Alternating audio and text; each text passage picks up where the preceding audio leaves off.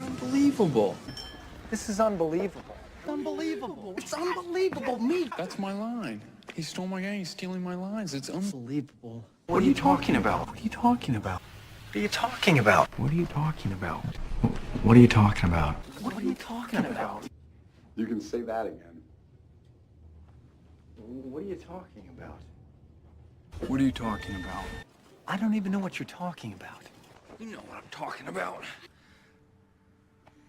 I don't know what you're talking about. Believe me, I know what I'm talking about. What are you talking about? I don't think we should be talking about this right now. Powerful. That's my power. Your powers. Just give in to the power of the D. You actually don't have that kind of power over me. The power struggle down at the Rotary Club in Delray. Oh, it's been just Powerful. It's as if some force beyond your control. I know, unfortunately, my powers only apply to useless consumer products. That's incredible. It's incredible. That's incredible. This is incredible. Come on, that's not gonna work. It's incredible. How did you do this with all the people here? I'm saying it's incredible. It's incredible. Just hear me out, okay? Be honest. Be honest, Roy. Honestly, that's not. To be honest. Honestly, I'm trying to be honest here. Do you honestly believe that I made this all up? I don't know. What's going on? What's going on there? You tell me what the hell's going on? What the hell is going on here? Hey, what the hell is going on here? What's going on? Manishma, which is Hebrew for what's going on. Are you kidding me? You're kidding. Are you kidding me? You kidding me? Are you kidding me? Of course. Why not? You're kidding. Hey, I'm kidding. I'm kidding. You've got to be kidding me. Come on. Come on, go for a ride. Come on, Digna. Come on, stop wasting time. Come on. Hey, come on. Come on. Come on. You're not going to see that in your little 4-inch screen. But come on. You're thinking. Come on, what do you got? Come on, Dignit. Come on. I'm furious at Bob. Come on, I couldn't be more angry. Come on, what? Everyone, just take it easy, okay? Take it easy, okay? Relax. Just take it easy. Whoa, take it easy. Huggy, help me out here. Hey. Okay, take it easy. Easy. What, Okay, Derek? hold on. You know what? I'm not Easy, comfortable easy, talk- easy, This is a- easy. Easy, Ricky. Easy now, big. What you doing, Tiger? Oh, wow. Okay. Oh. Oh, look at the who's this? Wow. What you Okay, doing, oh. Tiger? Oh, look at the who's this? Wow. Wow. Wow. Wow. Oh, wow. Wow. Round one, fight!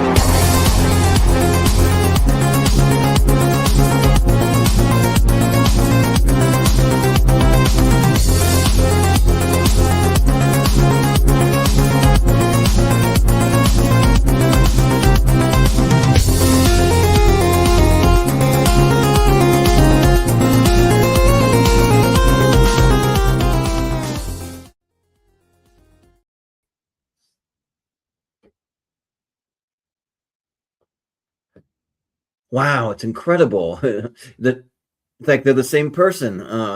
But welcome to another episode of Tournament Fights. This is Tournament Fights versus tonight. As you can see, we got Luke and Owen Wilson, the brothers, and yeah, just a funny little compilation of their similar lines. So yeah, but it's incredible how many similarities they have. But but this is episode number 36 of Tournament Fights versus. So specifically where we put two people head to head, or sometimes three, depending on what it is. But yeah, I'm your host, Jordan the Movie Hero Anderson. I'm excited to get into this. I was able to watch a few for this. Still got a few blind spots, but that's all right. I did pretty good this time. But let's bring in our panel for tonight. We'll start with my co-host, as always, Austin Pez Howell. Yeah, I've probably seen more Owen than Luke. I think Luke, I have a few more blind spots for him than Owen. But yeah, we'll see what happens, and always interesting to have these versus matches and see especially how the Elite Eight kind of pans out. Sometimes it's pretty even, sometimes lopsided. I don't know. We'll see what happens. We'll see, yeah, because I had more Luke Wilson blind spots, but I found myself wanting to kind of go to the Luke ones over Owen when I was kind of prepping for this. So we'll see. I don't know, But we also have joining us. We got Malcolm Lay. What's up, Malcolm? Yeah, it's pretty much the same as it's as if Owen Wilson was in a lot of the more mainstream stuff. Because I've also seen more Owen than Luke. Yeah. But it's all good. We also have joining us. We got Ross Bristow. Hey guys, and plus you Okay, cannot Ross. forget the third one. I think his name is Daniel. I forget. He only really did like one or two movies, but yeah. Oh, I think he shows up in the Bottle third Rocket one. for like a Yeah, minute. he's like one of the main. He's the best part about Bottle Rocket, but yeah. So yeah, Okay. I think I've seen more Owen also. So yeah, but yeah, That makes sense because that's one of the ones I watched for this. So, so I love Bottle Rocket. spoiler, but last but certainly not least, we have Matt Mageau. Hey guys, No. yeah, Yeah. I seem to be in the same boat as everybody here. I've seen more Owen and then Luke because it seems like Luke tends to do more the more I don't want to say auteur ones, but like the more independent, serious ones The that I just indie never. stuff. Yeah, the Yeah. indie stuff that I never see. Yeah, totally. So yeah, cool. Well, it'll be interesting to see how it plays out tonight. So, Austin, what you say? You break it down for any first timers or people that might not be familiar with how it works. Yeah, so we took a bunch of both of their filmographies, kind of made a list of 64 out of them. I tried to be as even as possible. They do have some crossovers, mostly in Wes Anderson stuff that pop up in the same movies, but they do have one or two other crossovers as well. So yeah, it's not a case where we've had a few verses where they only had like one crossover, maybe two. I think they've got 5 or 6 in here, something like that, where they've kind of crossed over with each other. But yeah, so I've randomized them all up in the bracket. So it won't always be Luke versus Owen. It could be a Luke versus Luke or an Owen versus Owen, a mishmash of two. It's pretty evenly distributed throughout the bracket. And yeah, we'll vote as we usually do. Just a couple of quick thoughts for each person, and we'll move on. There might be some we could move one over the other because again, Luke's got some more obscure stuff, here and there, and even Owen has one or two kind of more obscure ones. But we'll kind of play it by ear, and we'll see what happens. But yeah. But I will say that I was genuinely shocked about how many movies that these two have done in their career because when I was brainstorming some versus ideas, I was like, well, Luke versus Owen Wilson, like I wonder if they even have enough to go head to head, but they have plenty. Like there's a lot that we actually had to leave off the list. So I remember Owen Wilson. We're gonna probably see this on the list going all the way back to Armageddon, which was what, like 97, 98? 98, yeah. Oh, Yeah, so like long, about 30 years worth. We're good. Oh yeah. Long careers. And we didn't have like every sequel and thing that some of them have made. Like for instance, the Cars movies, things like that. I just have like one of those. For instance, not all of them. That sort of thing. Yeah, Owen's got more franchise stuff kind of on here. So we just included a few of the sequels, things like that. So you'll see them in here, but we'll get going and I'll scoot over and see what we got. I think this one's Owen versus Owen to start. Speaking of early Owen, I got Anaconda and Shanghai Nights. So So I saw Anaconda around when it came out, and that was the last time. So I really don't have any memories of it. But Shanghai Nights, I enjoyed that one. I prefer the other one. I think it's got some good laughs. The one thing that pissed me off was at the end where they're like, "Oh, my name is Charlie Chaplin." I'm like, no. But other than that, I enjoyed the film. So I'm gonna give it to Shanghai Nights. Yeah. Right. Which one had the guy from Game of Thrones as the bad guy? Was that Noon or Nights? Okay, but yeah, I remember I'm not sure. Anaconda though. That's a lot of fun. And then, like John Voight as playing, I think he's Peruvian, is just hilarious. I'm going to go with Anaconda. Yeah. Malcolm, what do you say? Yeah. I like I do like both Shanghai movies. I think they're both just as fun as each other. But yeah, I recently rewatched Anaconda when we did the recast of a few weeks ago, and it's just a really fun like animal attack movie, and yeah, so I'm gonna go Anaconda. Yeah. Austin, what do you Yeah, I think? think Shanghai Noon will have a better shot here because Knights is not. It's fine, but I didn't think it was that great. Kind of an unnecessary sequel. And I love Anaconda. And yeah, Owen playing kind of more of a Weasley character, kind of weaseling up to John Voight in that movie. So it's a little bit different role for him. So I'll go Anaconda. Yeah.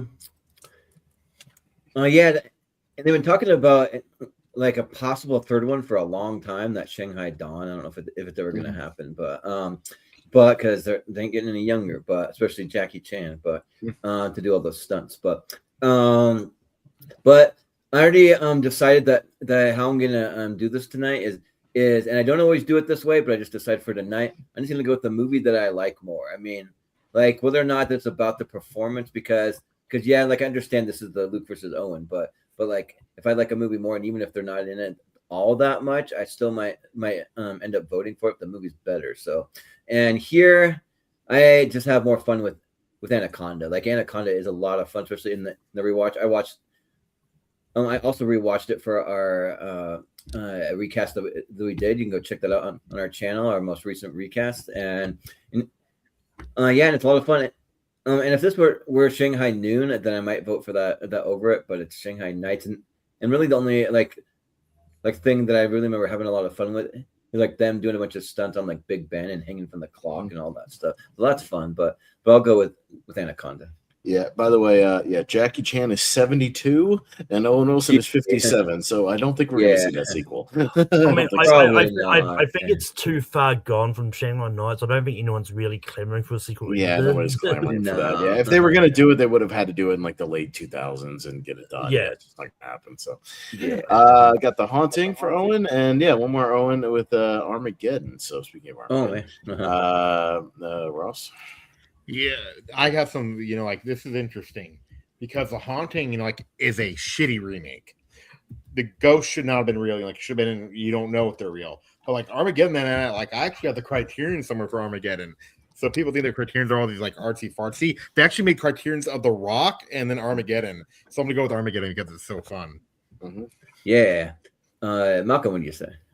Yeah, I mean, I'm one of the few people that I actually like the Haunting remake. It's a bit like I haven't seen. I didn't see the original until much later, but it's like, but I had fun with it. I thought it was good, but yeah, I like Armageddon a lot more, and I think it's fantastic. So I'm gonna go Armageddon. Mm-hmm. Yeah. Austin, what do you think? Yeah, I'm gonna go Armageddon here. Yeah, The Haunting is not great and kind of a steep downfall for Jan de Bont after Speed and Twister. Yeah, not great. So and Armageddon I've seen many times, and it was fun in it. For the couple of bit parts he has throughout with the ensemble. So I'll go Armageddon.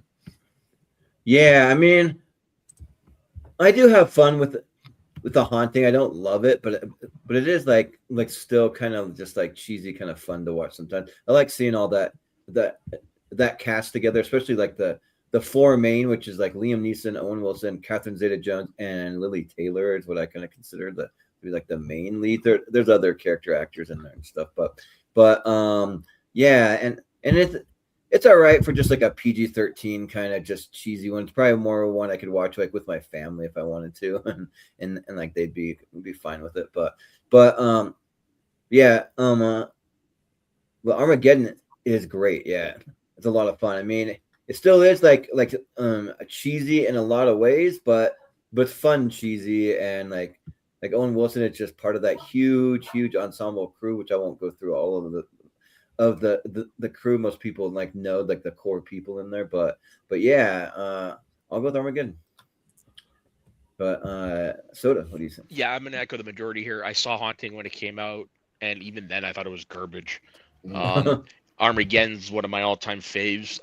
Arrow is coming out with a 4K release of it, I think, some point this year, that I'm definitely looking forward to, because I love they're just right up there with Criterion when it comes to that type of stuff for me. But yeah, I'm gonna go with Armageddon. Killer soundtrack, memorable quotes, memorable scenes, breakout performances. Really, if you look at the ensemble of that movie, majority of them were or went on to be big stars. Yeah, right. Like that's impressive. All right, I'm good. But also shout out to Aerosmith because they just took down the Aerosmith Rock and Roller Coaster at Disney. It's going to be the Muppets roller coaster, but Aerosmith rules. Yeah, I got to wish it would've hear I stayed. Don't Want to Miss a Thing live in 2010. Ooh, nice. That's By cool. Aerosmith, yeah. Got the Big Bounce with Owen and Meadowland with Luke. So, Okay. Malcolm. I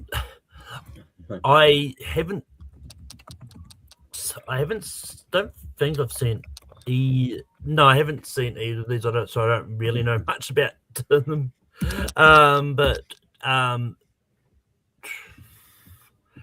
Just because I think I've heard of the Big Bounce, I'm gonna go the Big Bounce. Yeah. Austin. Yeah, I've seen the Big Bounce. I remember being kind of mediocre for what it was, but I have seen it. And looking at Meadowland, it has a Giovanni Ribisi problem, so I'll go the Big Bounce. Sure, yeah. Well, so I watched Meadowland for this, and I'll just tell you that the movie's kind of highly rated, but that movie's boring as shit. That movie is one of the most boring movies I have seen in a long time because it's basically Luke Wilson and Olivia Wilde, and like the opening scene is them at a gas station, and their son goes missing somewhere, and so someone took him. And then it's like this long, arduous slog of a movie trying to figure out what happened years later and trying to figure out like almost like a cold case of what happened because they couldn't solve it for years, and then they go back and like I try to find. I think there's still hope to find him maybe, but it gets boring but some people show up kind of halfway through the movie that like John Leguizamo, he shows up and like, oh, there's something to kind of like perk it up a little, but even he doesn't do that much to save it. But and the Big Bounce, I mean, I think that it's fun for what it is. I mean, I think it's, if I remember right, they're just like somewhere on a beach or on an island. So it might be Hawaii maybe, but he's a beach bum and he's like doing some kind of like just like odd jobs and construction jobs and getting in fights with people and like I don't know, like it's not the greatest movie, but sure watch it way more than Meadowland. That movie is not good. So yeah, the Big Bounce. But Soda. I've never really heard of Meadowland until this. Big Bounce I've never seen, but I remember when it came out, just I remember seeing the commercial everywhere and stuff like that, and it's got some people that I recognize and like. So Big Bounce. Yeah. Ross, what do you say? I haven't seen Meadowland, but I remember liking the Big Bounce. I remember like I actually bought it from I enjoyed it because like I can usually figure out movies pretty quick, but this one it kept me guessing. But there's only like one thing that kind of bothers me is that like he almost is in a fair fight with like Vinnie Jones, and I'm thinking, in what world did Owen Wilson beat up Vinnie Jones? So yeah, I'm good, but I do like the Big Bounce. So the Big Bounce. All right. Yeah. Sounds good. All right. We got Secret Headquarters with Owen and Horizon, the chapter 1. We've never had chapter 2 or 3 or 4, but he's in chapter 1. And I found a character poster of Luke. Oh, nice. So there you go. So me, I didn't watch the Secret Headquarters because I just didn't hear good things about it. That was the Netflix thing, right? And it sounded like a decent premise, but I heard it was bad. And I like Westerns for what it is, and Horizon was good enough to where I wanted to see part 2. So I'll go Horizon. And I hope it still comes out at some point. Yeah. So yeah, I remember going to see Horizon American Saga in theaters and actually quite liked it. Like I don't really get the hate for this movie. Like maybe it's kind of just long and like drawn out, and then maybe I don't know, but because the movie is just over 3 hours. It's 3 hours and 1 minute, but and it has like so many different people that like show up throughout the movie. But I think that it's good, and yeah, like I really hope that they do another one because I know that Kevin Costner sank a lot of his own personal money to finance millions of dollars. So I hope that he can still do the other ones. I don't know, but because I think maybe some of the other movies might even be shot. Like I don't know, but it came out at Sundance. Oh, okay, yeah, a few years ago. There you go. Yeah, but and then Secret Headquarters for me, like I just remember there being sort of like a pacing problem. Like I really like the premise, and I really like Walker Scobell. He's from the he's really great in the new Percy Jackson series on Disney Plus, and there's parts of it that like are fun, but it just seems to kind of drag on too long for me. Like the pacing just wasn't right for me. So I'll go with Horizon. Yeah. But Soda. I haven't heard of either of these, so I'm gonna go with Horizon just because we haven't had a Luke Wilson movie yet. Yeah. Sounds good. Ross. I remember, Jordan, you know, like I haven't seen the Secret Headquarters, but I actually liked Horizon. Remember, Jordan, like when I was watching it, like when like we were on vacation, and I was like showing you guys the shots saying this should have been nominated for best cinematography.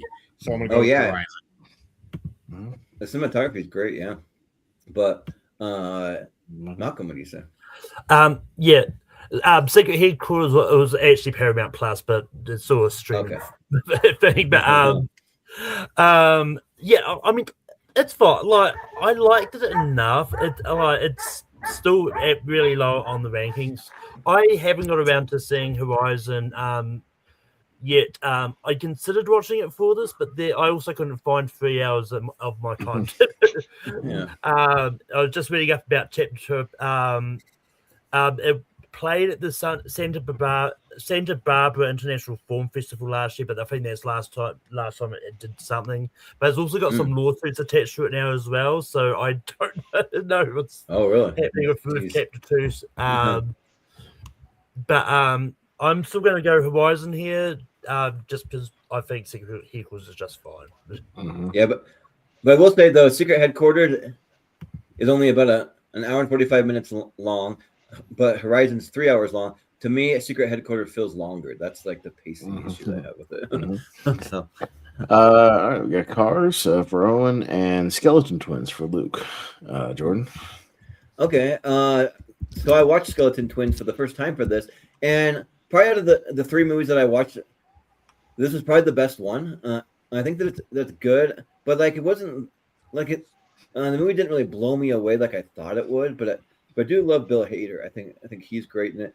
And then Luke Wilson just played Kristen Dunst's like husband or something in there, and then of course the twins are just sibling twins, fraternal twins. But it is good.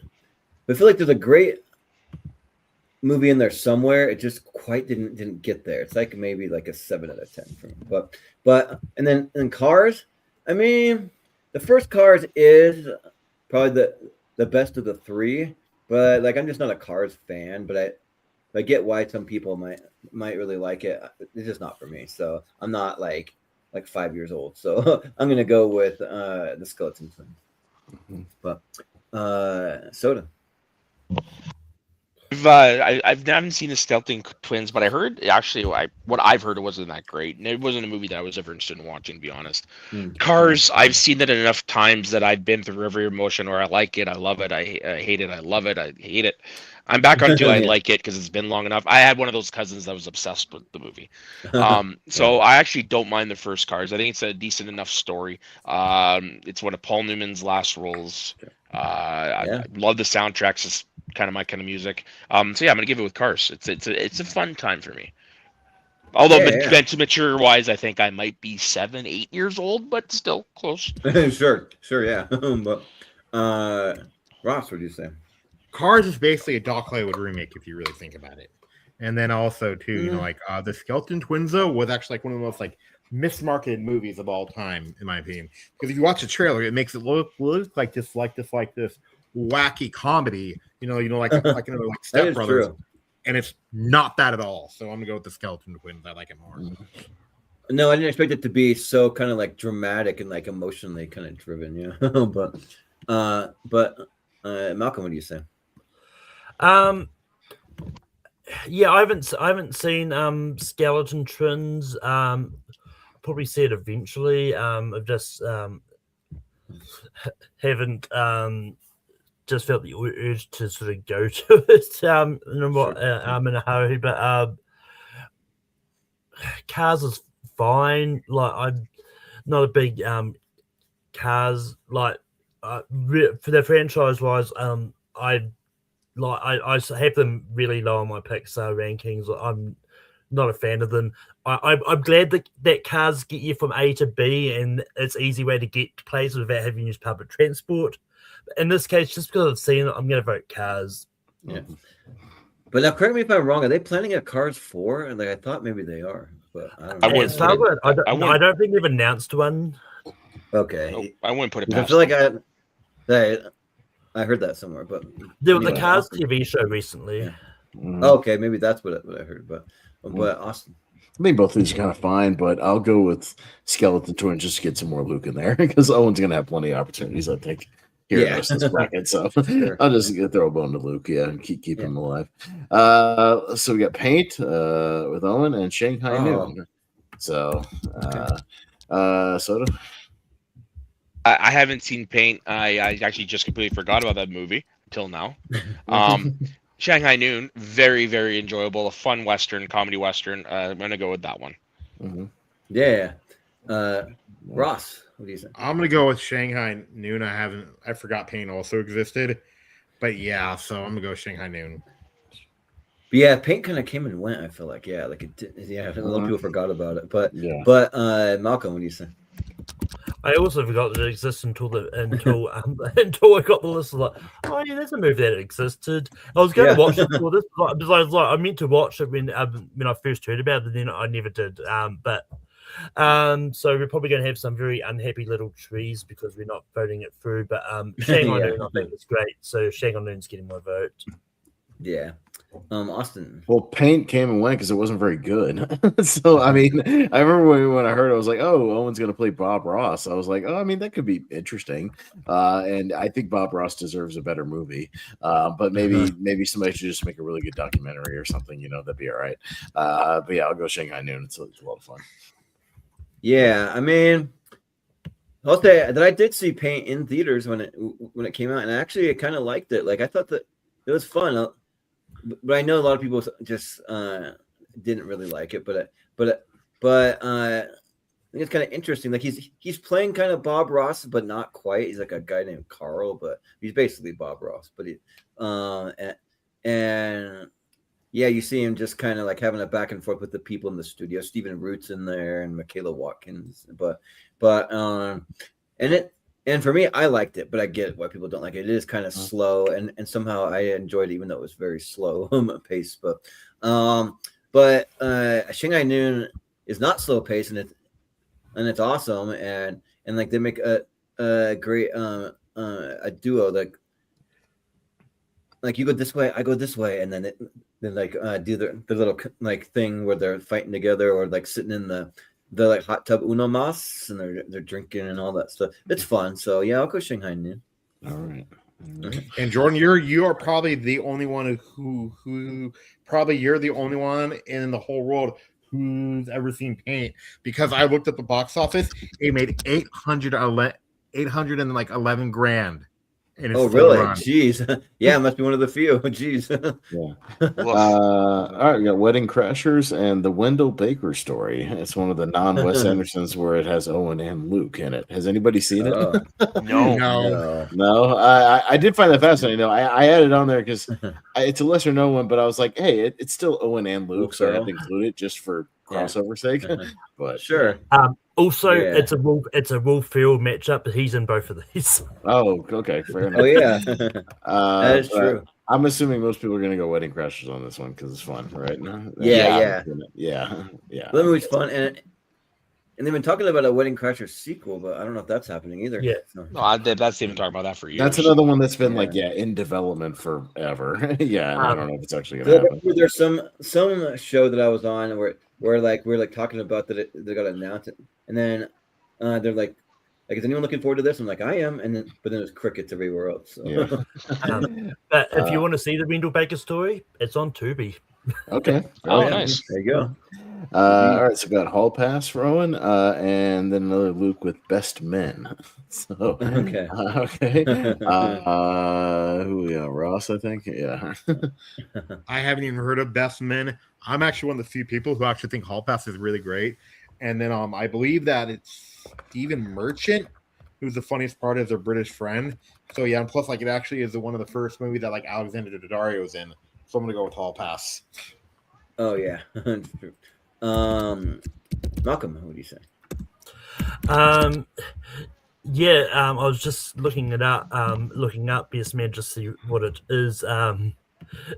It's one of the few Drew Barrymore movies that we've got on here, because we've got another one that we'll get to it at some stage. But you've got like the cast of Dean Cain, Andy Dick, Fred Waters in here, Brad Dourif. This cast is very like 1990s. Whoa, yeah. The cast looks like it's like, is this a TV movie or something? But I haven't seen it. It's directed by Tamara Davis, who did some. Who did? Correct me if I'm wrong. Did Tamara Davis direct Billy Madison? I think. Yes. Billy Madison. Yeah, right. and one of Rhonda's favorites, Bad Girls, that we talked about. Western. There you go. Yeah, I was about to say, it's like the director's got a really interesting filmography. It's like she's did Gun Crazy in '92, CB4, Bad Girls, a movie called No Alternative Girls. Which might be just be an alternate title for Bad Girls, I don't know. Billy Madison, then Best Men, then Half Baked, and then a movie called Skipped Parts, the Britney Spears Crossroads, and then in 2022 she did a movie called 13. But I've seen Hall Pass. I think it's fun, so I'm gonna go Hall Pass. Yeah. I remember seeing like trailers for Best Man, but I never actually watched it. And Hall Pass is fine. It's probably better than the premise would suggest. So that'll go Hall Pass. Jordan.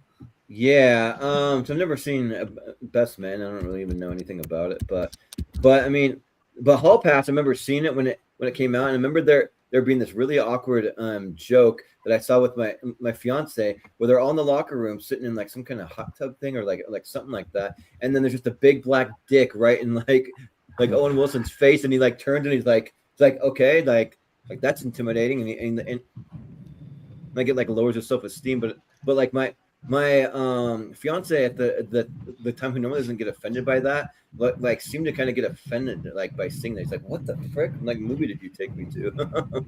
So yeah, but the joke was really out of nowhere. It's like there for shock value or something. So but the movie is all right, so I'll go Hall Pass. Yeah, I've never heard of Best Man. I saw Hall Pass when it came out. I haven't seen it since. But yeah, Alexander Daddario. So I'm gonna go with that one.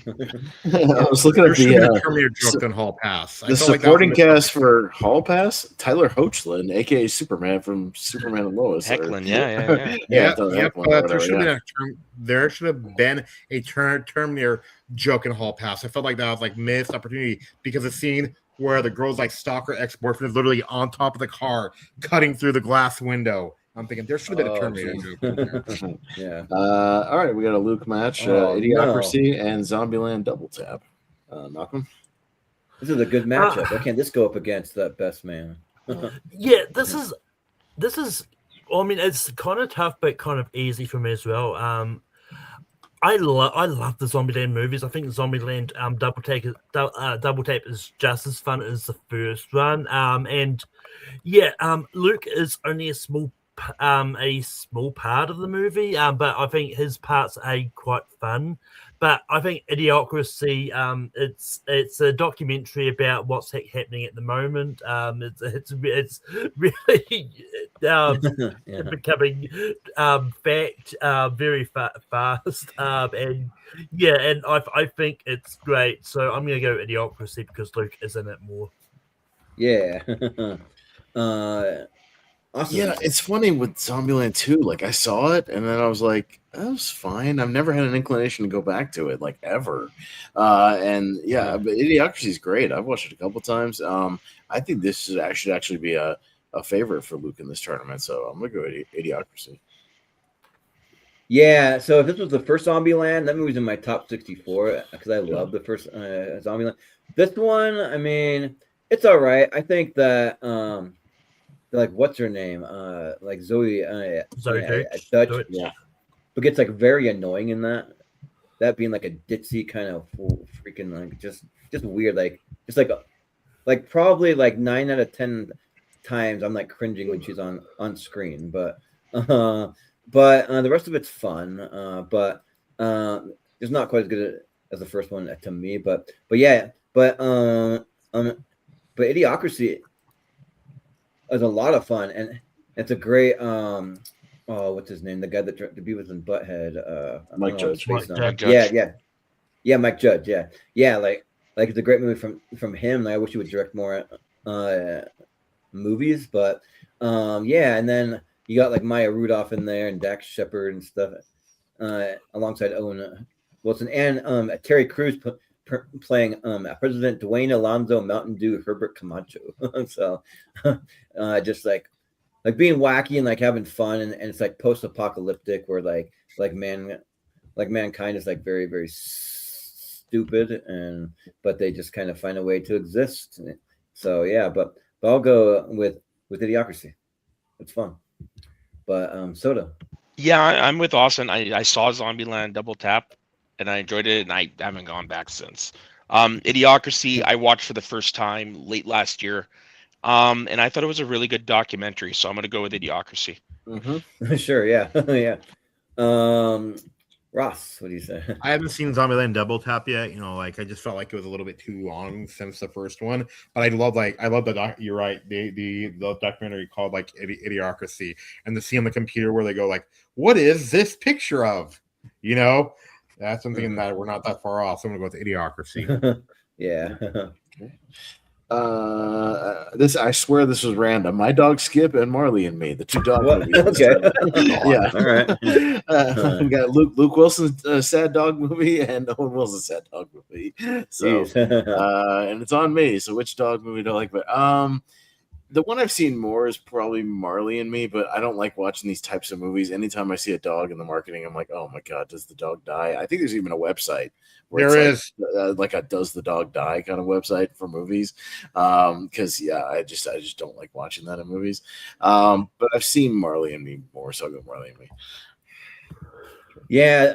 So I swear that like one of the movies that I was watching, there's a character reading Marley and Me and like talking about like reading it. So I can't remember what it was, but it could have been the Skeleton Twins. Oh yeah.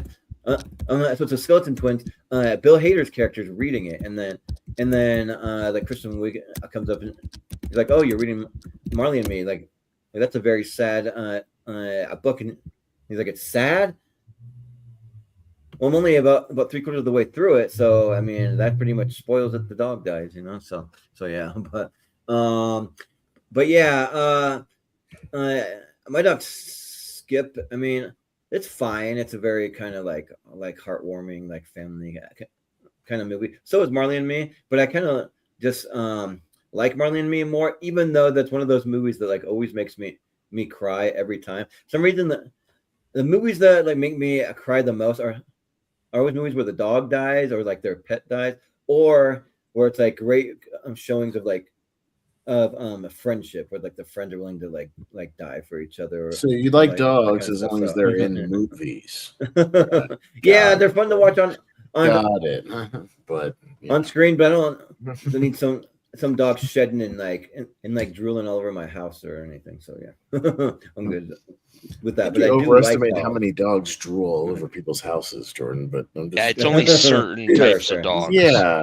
I think you watch Beethoven too many times. Like this.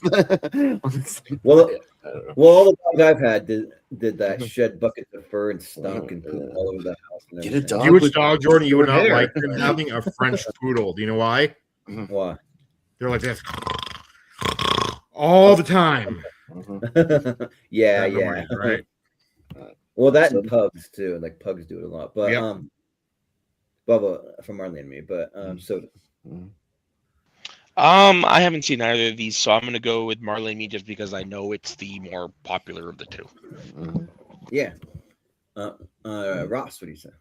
I like Marley and Me, but my dog Skip, I remember being a lot deeper, and then Owen Wilson had actually he actually gives the best performance in the movie, and I gotta go with my guy Frankie Muniz, who doesn't even remember filming Malcolm in the Middle, though he said. So I'm gonna go with my dog Skip. Well, I'm sure he remembers now that it's like No, Jordan. Do you know why he doesn't remember? Why? He's had 9 concussions in his life. Oh, okay. He's a race car driver, so a lot of head injuries. Yeah, right. But Malcolm, what do you say? Yeah, I haven't seen My Dog Skip. I'll get to it eventually, and it's about they probably included one of the characters reading Marley Me and Skellington Twins as a reference to Owen Wilson because Luke was in the movie. Maybe I don't know, but I love Marley Me. I think it's great, and yet it is a sad movie in the end. I think it's still a good movie. It's not like one of those ones where it's like where it's of natural causes as opposed to sort of just brutal things. But I'm gonna go Marley and Me. But yeah, My Dog Skip is a little more brutal with how the dog does. Yeah. Charlie's Angels Full Throttle for Luke and Behind Enemy Lines. Okay. I'm not a Charlie's Angels a fan. Those movies just aren't for me. I think they're just cheesy and weird, and I don't really care. Behind Enemy Lines, I think that's fun. I mean, like it's not going to make it very far in like certain other tournaments that we've had, which I can't remember what we had it in. We had it on some tournament, it didn't make it very far, but here, I mean, that like Owen Wilson's kind of doing more like dramatic role here, and just trying to survive. I'm trying to remember like Bosnia or like I can't remember where it's at, or Afghanistan. It's something like that. But and yeah, and Gene Hackman always gives a good performance, like every time. So yeah, I'll go with Behind Enemy Lines. But Soda. I haven't seen either of these again. I don't care for Charlie's Angels either. That's not something I'm interested in watching. Behind Enemy Lines, got great actors. It sounds like a movie I actually would enjoy. So I'm gonna go with that one. Yeah. Ross, what do you say? Big G has only done one good movie, and that's We Are Marshall. But like Charlie's Angels, basically this Charlie's Angels is kind of a ripoff of like Goldeneye because Demi Moore is the angel that went rogue. But yeah, but like Behind Enemy Lines is loosely based on true story, so I'm gonna go with that. Yeah. Malcolm, what do you say? Yeah, I think Behind Enemy Lines was in the based on true story tournament. That would have been okay. Yeah, maybe that's if this was the first Charlie's Angels, then I probably would have gone the other way because I do think the first Charlie Angels is great. I really enjoy that. And I do enjoy the sequel as well. I don't think the sequel's terrible. But I like Behind Enemy Lines just that little bit more. So Behind Enemy Lines. Yeah, Austin. Yeah, I'll probably sweep it for Behind Enemy. It's a fine enough dad action movie. You know, it's fine. It's fine. And those, most of the Charlie's Angels movies don't do anything for me. So, all right. Blue Streak for Luke, and Luke with Legally Blonde. This could be a comedy matchup. Yeah. Soda. Yeah, Blue Streak was all right. I'm not the biggest Martin Lawrence fan. Depends on the role for me. Depends on the movie for me, I should say. Legally Blonde, I actually didn't mind. I've seen it, I think 2-3 times, but yeah, I didn't mind it. And plus, my local high school just did it for the high school musical this year. So yeah, Legally Blonde. Yeah, sounds good. Ross, what do you say? I like Blue Streak is okay. I remember it being just whatever, but Legally Blonde actually is really smart writing. And then also Jordan, like the boyfriend's coming, not Luke, the other guy, that Matthew something is coming to FanX this year. So let's go with Legally Blonde. Oh yeah, Matthew Davis or something. Yeah. Yeah. But Malcolm, what do you say? Yeah, I haven't seen Blue Streak, but I wouldn't be surprised if a movie show decides to do a movie version of the Legally Blonde musical that exists, like what they did with Mean Girls a while back. Because I don't know if we're ever going to get the movie of Legally Blonde 3, which has been sort of supposedly coming for years now. We are getting the TV series this year. I want to say it's coming out, and I am kind of hyped for that. because I think the person they got to play young Reese Witherspoon, I think, is great. But I'm gonna go Legally Blonde because I think it's a great movie. Yeah. Austin, what do you say? It's an unfortunate one because Blue Streak is like my favorite Martin Lawrence movie. Actually, that Yeah, movie's really funny. Yeah, and I think him and Luke actually have really good chemistry in that movie. And it's a lot of fun. And Dave Chappelle steals a lot of the scenes he's in. He's having fun. So I might have actually gone Blue Streak here. To your confession, I've never seen Legally Blonde. But I'm hoping really? to. I think I'm going to remedy that soon because they're actually showing an anniversary thing of it at the theater like later this month. So I might be going to watch that. So yeah, but it looks like the Legally Blonde TV series is gonna be called L, like ELE, and the person they got to play young Reese Witherspoon actually looks just like what a young Reese Witherspoon, what you think she would look like. So yeah, so there was also a rumor too about a collaboration between Clueless and then Legally Blonde together. Oh, okay, huh?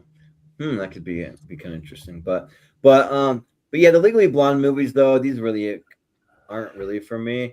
I mean, I probably watched this over say like a Charlie's Angels, but still not like that into. But yeah, Blue Streak though is a lot of fun. Like hot pizza, we got hot pizza coming in. We got the Billy Bob teeth in, and he's like doing that thing, and I think that Luke Wilson is his partner or something in there. I think, but yeah, so it got probably a lot bigger role than you would think. So and yeah, I think that he's fun, kind of playing more like the straight man to the comedy. So well, go with Blue Streak. All right, so about Legally Blonde. All right, Middleman and My Super Ex-Girlfriend. Okay. I haven't seen either.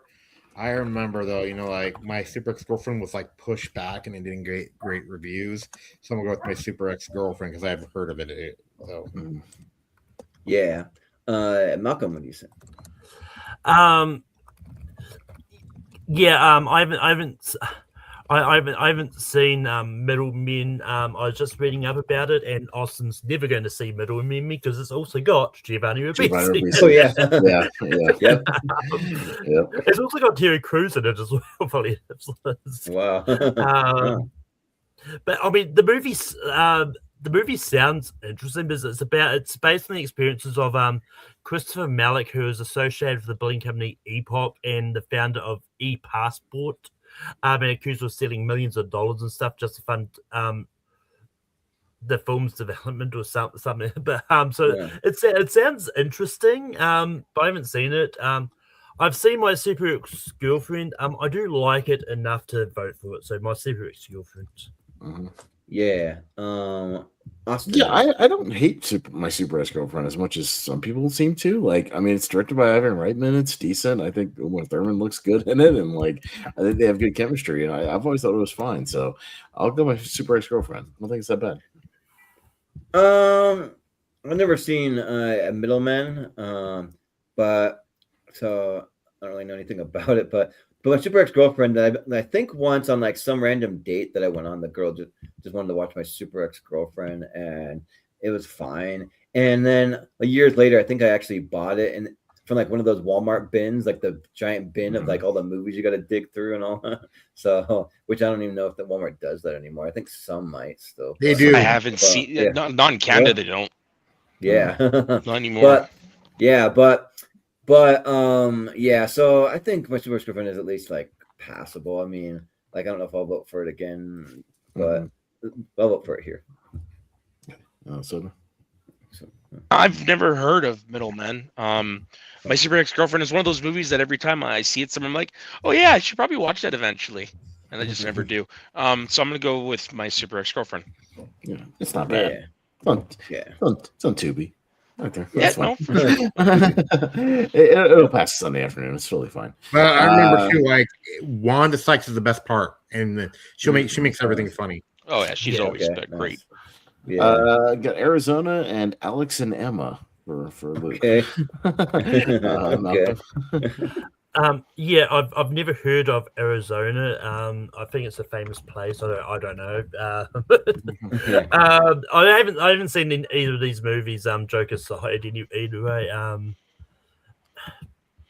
Arizona sounds interesting. It's like it's about a movie in the middle of a housing crisis. You got Danny McBride in this who pops up a few times in this as well, and yeah, and then Alex and Emma. It's a Rob Reiner movie, and you've got it's Luke with Kate Hazard. It sounds interesting. Just because of it's a Rob Reiner movie, I'm going to vote Alex and Emma. Yeah.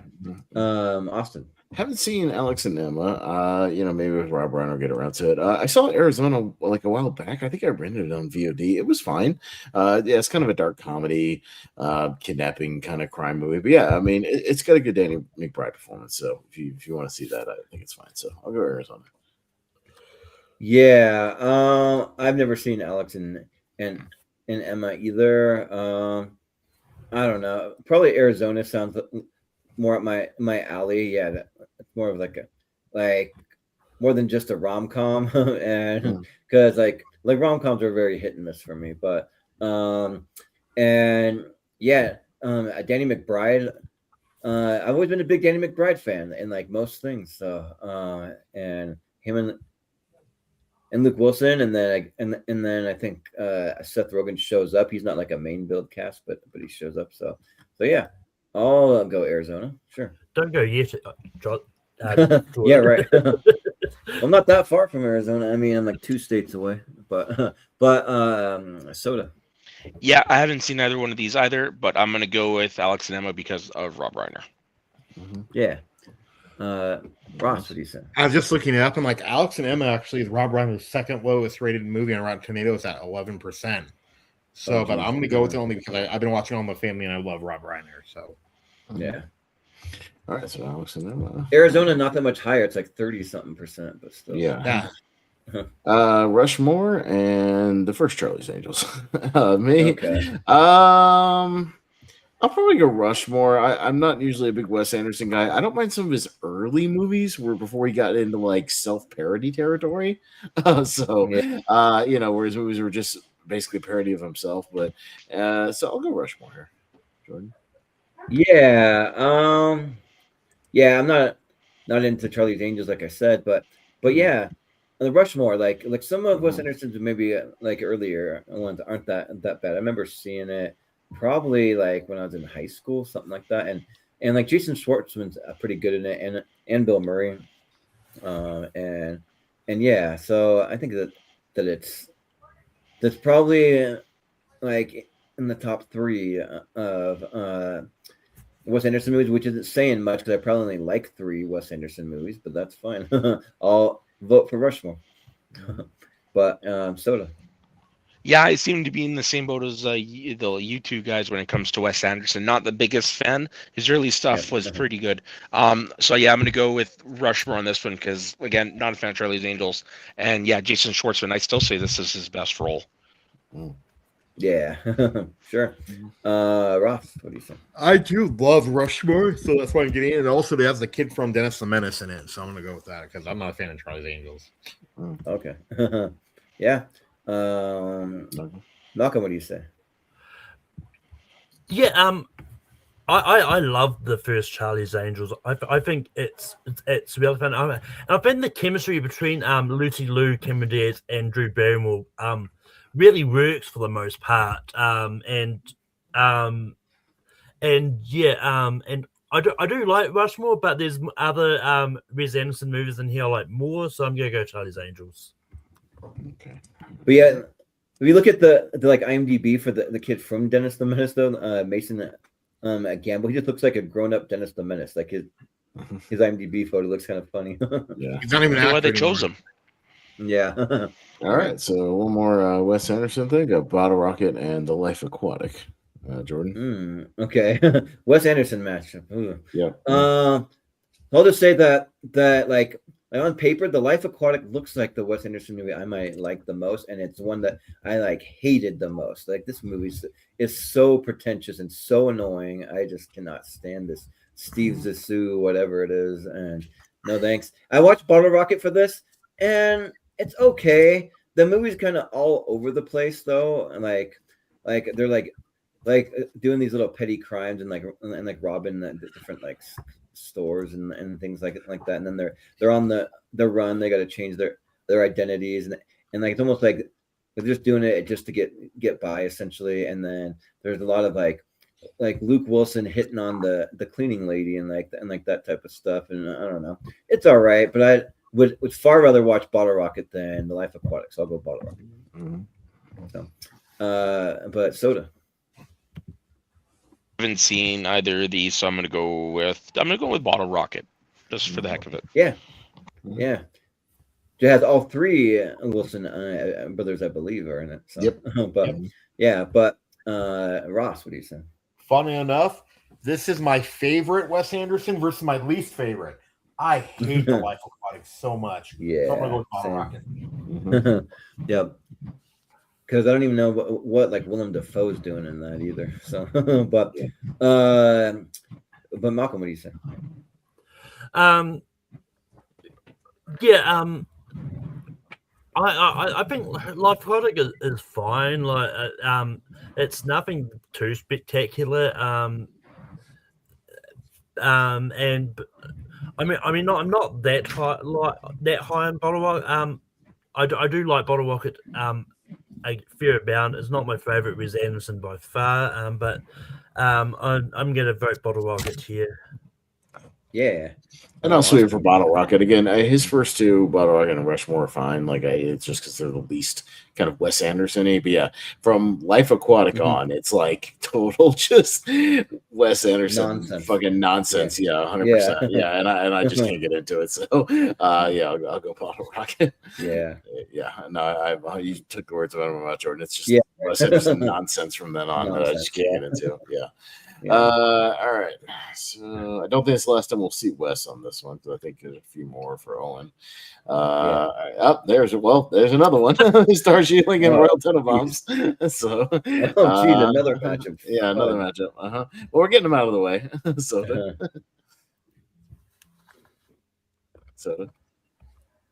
Sorry. I've actually seen the Royal Tenenbaums, so I'm gonna go with that one. Yeah. I didn't mind it. I think it's got a great cast. I think it has a great cast. No, I actually didn't mind that one. It's one of the few that I'd seen. But yeah. Ross, what do you say? I do love the Royal Tenenbaums, but I do like a line in the Darjeeling Limited a lot more. So, but I'm going to go with Royal Tenenbaums. But this one is where like they're talking about the brothers. I wonder if the three of us would have been best friends in real life, not as brothers, but as people. I was like, that's damn poignant. So, but I'm gonna go with the Royal Tenenbaums. I think it should have been Gene Hackman's last Oscar nomination too. Yeah. Malcolm, what do you say? I like the Royal Tenenbaums. I think it's great. But that the Darjeeling Limited, I think, is a fantastic movie. And like this is the one that I'll probably would argue is Jason Schwartzman's best performance. I love Jason Schwartzman in this movie, in which he actually co-wrote with Wes, and also Roman Coppola, the son of Francis Ford Coppola, wrote the Darjeeling Limited as well. So I'm gonna go the Darjeeling Limited. Yeah. Austin, what do you say? Royal Tenenbaums for Gene Hackman alone. Go with that. Yeah. I've never seen the Darjeeling Limited, but the premise just sounds like one of my worst nightmares is on a train ride across India. Nothing against Indian people, so like I just want to make that clear. But like I just have this phobia of going to that country because it seems too crowded and too many, like every single person that there's like 2 dogs for every person over there, and it just seems like not clean and not just I don't know. That's from an outside perspective looking in. I'm a little nervous of ever going there. So, but the train though is a big part, but it's like broken up into pieces. Like they'll like go from like this place and then they'll get out like a cruise ship. You know how you go from this place, how you're not on the cruise the whole time. Yeah. So yeah, but the Royal Tenenbaums is actually one of the Wes Anderson movies that I do kind of like, especially Gene Hackman. There's a fun compilation that I played at the end of a tournament fights once, where where it's just like Gene Hackman just kind of just like messing around and goofing off with Ben Stiller's kids and just having a fun time with them.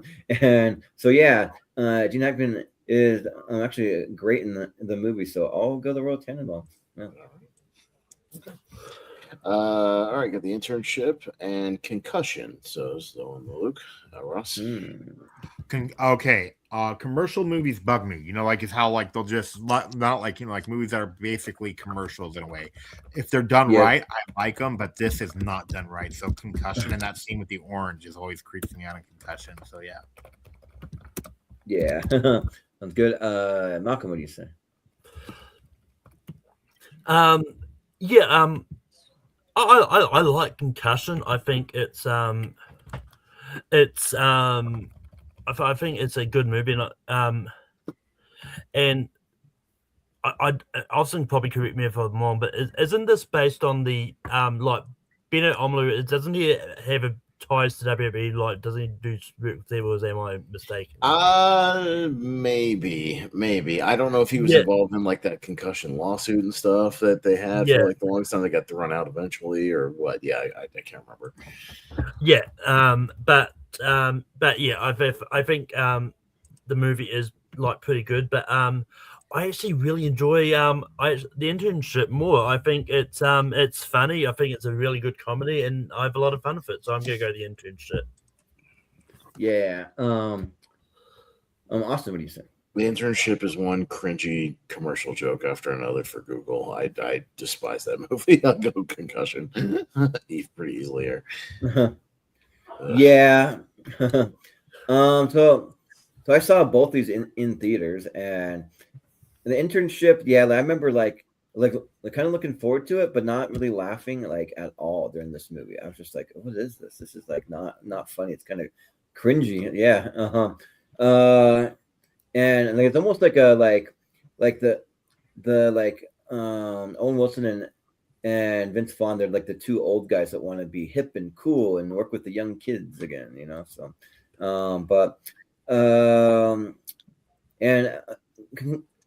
Concussion is fine. I mean, I like it more than the Internship, so I'll vote for that. By the way, Malcolm, the concussion guy, said he may have diagnosed 6 of the wrestlers that were in the lawsuit, the WWE lawsuit. So he was not like super heavily involved in that, but he was kind of a part of it. Yeah, tangentially, like off to the side. Yeah, off to the side. Okay. Soda. Yeah, the Internship. It's one of those. They should have stopped doing movies like this. Those guys a long time ago. So I'm gonna give it a Concussion, even though I haven't seen it.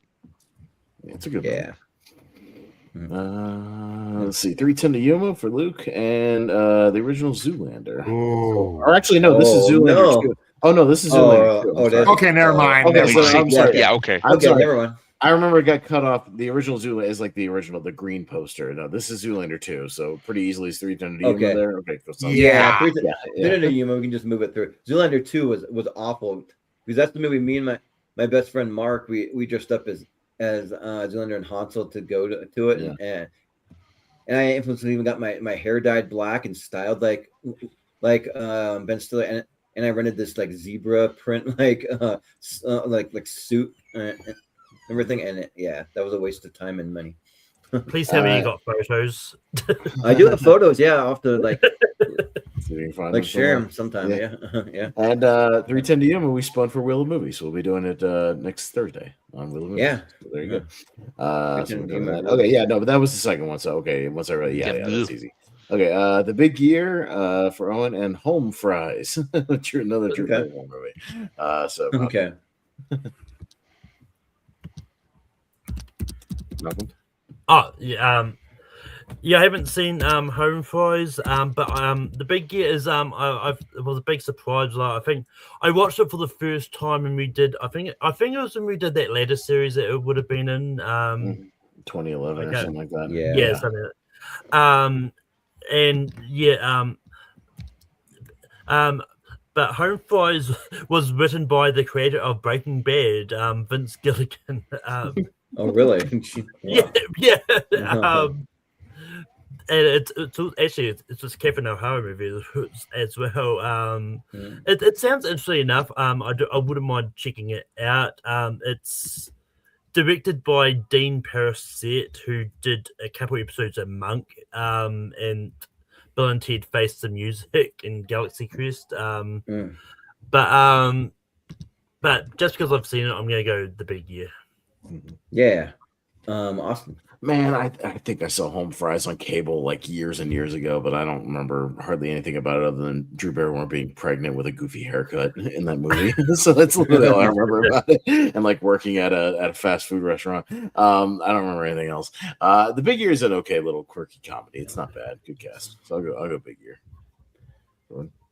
Yeah, I've never seen Home Fries, but now that I know that Vince Gilligan is involved, he's one of my favorite people to ever work in entertainment. Like I just like love it, like almost everything he's ever done.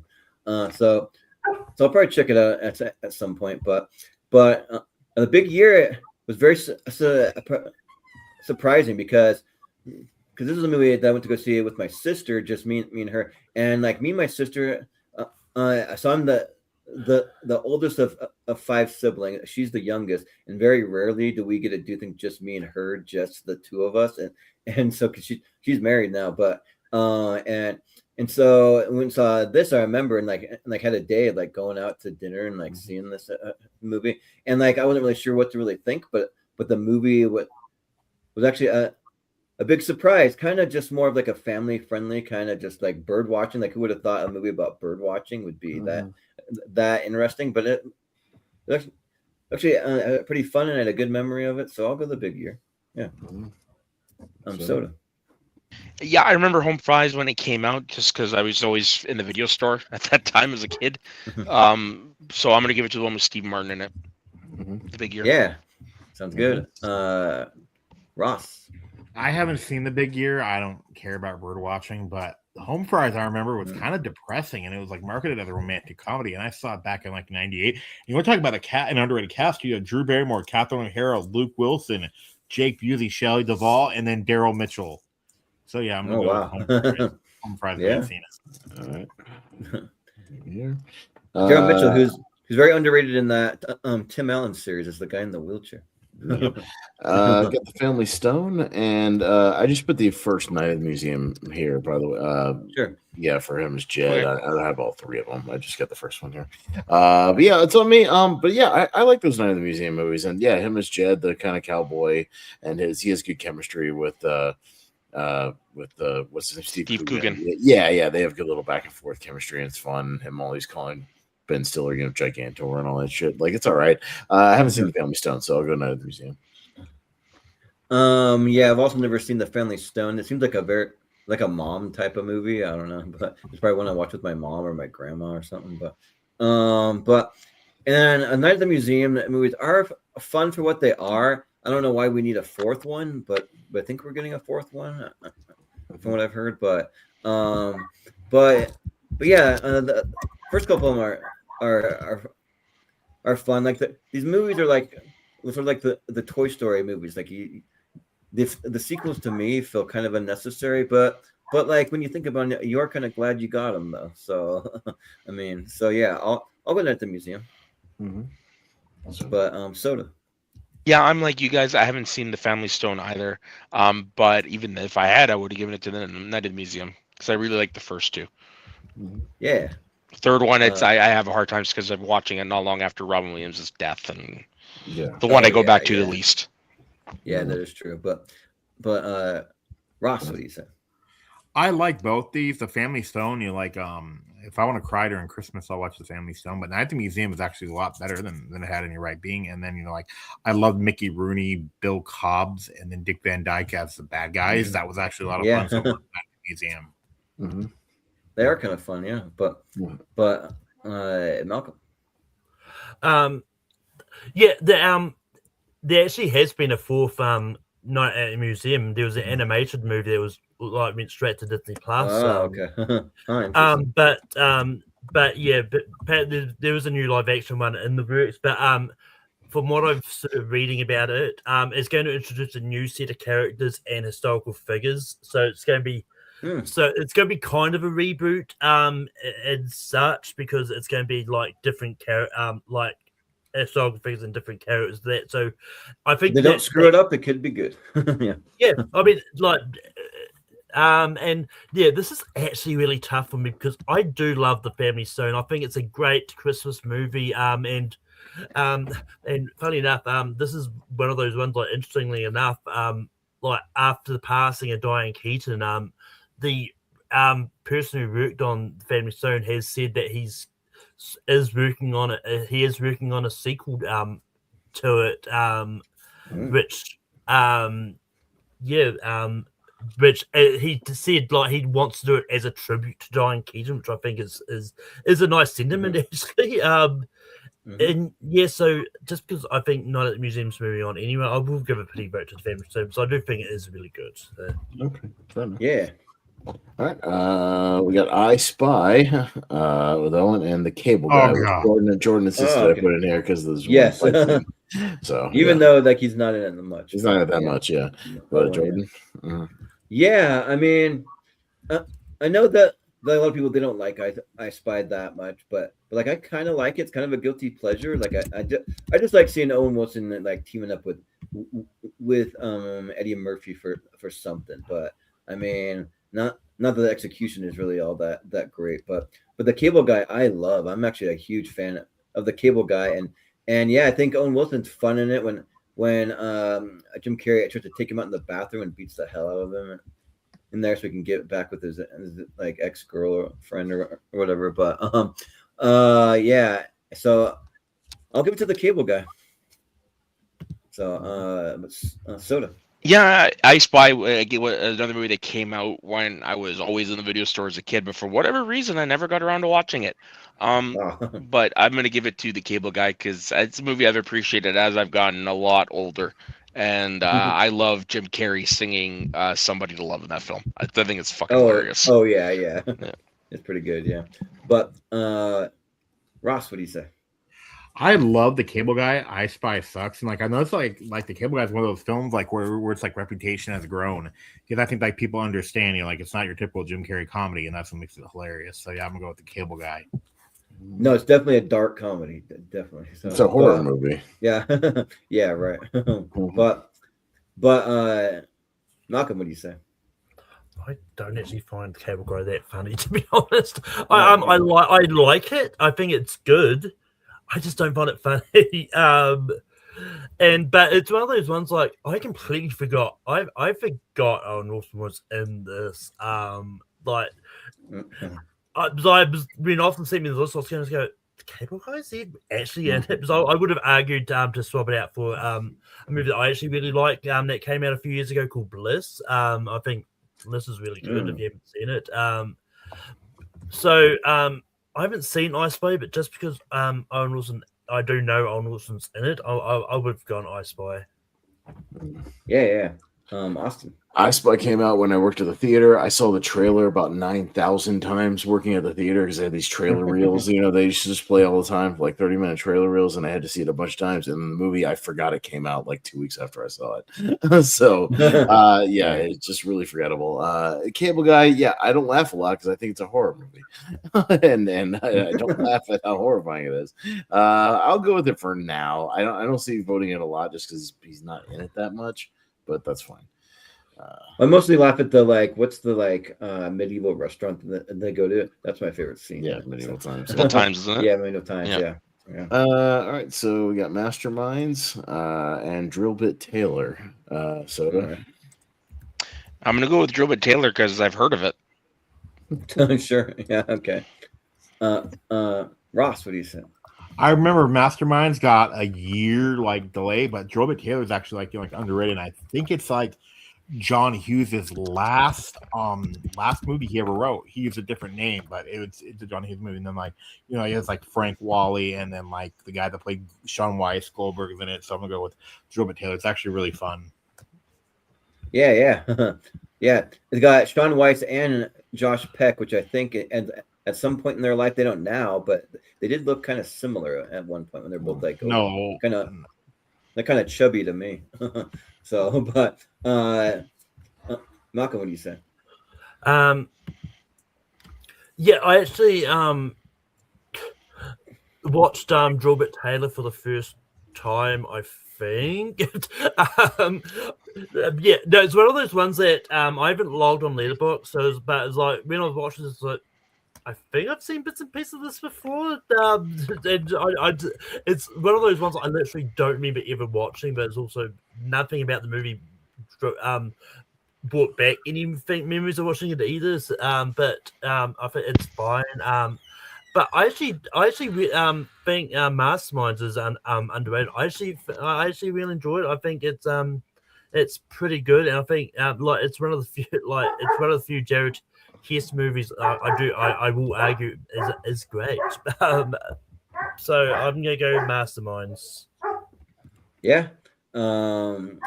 I did not see Masterminds. Again, I saw Drillbit Taylor after seeing the trailer about 9,000 times again. Just incessant marketing for that movie. And then I watched it and I forgot it, just like I Spy. I forgot about it about 2 weeks after I saw it. It's fine while you're watching it. But I've seen it, so I'll go Drillbit Taylor. Yeah.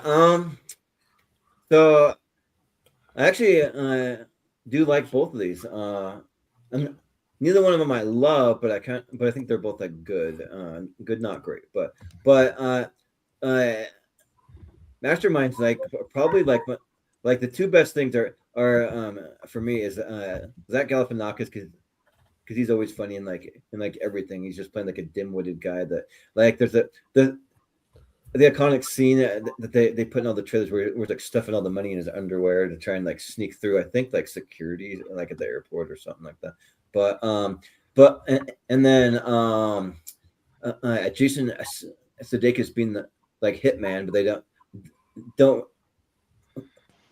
So I can't remember if they don't know that he's a hitman or if they just like don't want him to actually kill someone. They just want his help with like something else. So like, who y'all want me to kill? And like, whoa, we don't want you to kill anyone, like whatever. And they're like, because it's like in front of the whole family, including the kids and everything. So, but I think that probably like Mastermind slightly more than Drillbit Taylor, because Drillbit Taylor gets a kind of forgettable for me. That's just him living out in the woods and this like I don't know, like he's like some kind of like guy that like beats up your bully or something. I don't know. I can't even remember the full premise, but I'll go with Masterminds. All right, so 3-2, but Drill. But that scene when the guy writes on the dollar bill, "This is not for pot." Yeah, that's hilarious. Oh yeah. So we got Haunted Mansion, the recent one, and another Owen. We got How Do You Know, the last Jack Nicholson movie. Ross. Oh, okay. Yeah. I was hyped for How Do You Know. The trailers were really good, and it's a James L. Brooks movie. But man, that movie sucks. It's so boring. So I'm gonna go with the Haunted Mansion, the new one. Yeah. Malcolm, what do you say? Yeah. I've lost track of how many actors we've had that pop up that worked with both Owen and Luke, because you've got Reese Witherspoon in here again, who's worked with Luke in the League of Blonde movies, and both of these movies are really close for me. I like that the new Haunted Mansion just a little bit more, so I'm gonna go Haunted Mansion. Yeah, sounds good. Austin. I'm also going to go Haunted Mansion, and me and Jordan had that similar thing where we both had horrible theater experiences with Haunted Mansion. Yeah, like the movie. So just we both did. Dog shit audiences, on their phones and just talking the whole time, and just bad. I hate audiences like that. Dude, I've told it before, but it was the worst. There were this group of kids that were sitting in the front row on the floor, and then like holding their phones up full brightness, and also for whatever reason like switching seats the whole movie. Like, constantly getting up and switching seats. I'm like, sit the fuck down. I hate that. Yeah, I had that during Superman. I had this switching seats thing during Superman, and I almost threw my popcorn at them. I don't get it. Like, wait though, that's nothing. When I saw Jurassic World Dominion, me and my friends, we saw these kids. They were literally having a mosh pit in the theater. Okay, that's new. Yeah, that's random. Like my experience wasn't maybe quite as bad as Austin, but I did have like quite a few people talking. But the worst part is is that they gave me my ticket and sent me to the wrong theater. So I'm like sitting in this theater waiting for the movie to start. I'm like, wow, I didn't know it was this early for the movie. And so I sat in there about like 10, 15 minutes before anything even popped up on the screen. And then I waited through like all the trailers, all the ads, everything. And then like some other movie starts. I'm like, what the hell? And like I only had so much time because I've seen multiple movies in a day, and I was trying to line them up and so like I went when like almost asked for a refund. I was about to, but I'm like, just screw it. I'm just gonna go. So I missed the first like 15 minutes of the movie. So, but I came in though like close to one of the best scenes when there's like a cool scene with he's standing at his house and he has like the mariner like all the water in his house, and then he's like seeing the vision of that. So that's was cool CGI. Like I actually appreciated that, and like I didn't mind the cast either. Like the Haunted Mansion. Like I thought that like Danny DeVito was fun. Rosario Dawson, Winona Ryder. I mean, and then having Owen Wilson in there. I thought that was all cool. So yeah, and how do you know? Yeah, like I'm with Ross. That movie was just boring and just not great. So I'll go with Haunted Mansion. Soda. I'm gonna go with Haunted Mansion just because how do you know looks like I've never seen it, but it looks like one of those. All those movies of those type kind of blend together. There're just so many of them from that time. Like, I've never even heard of it.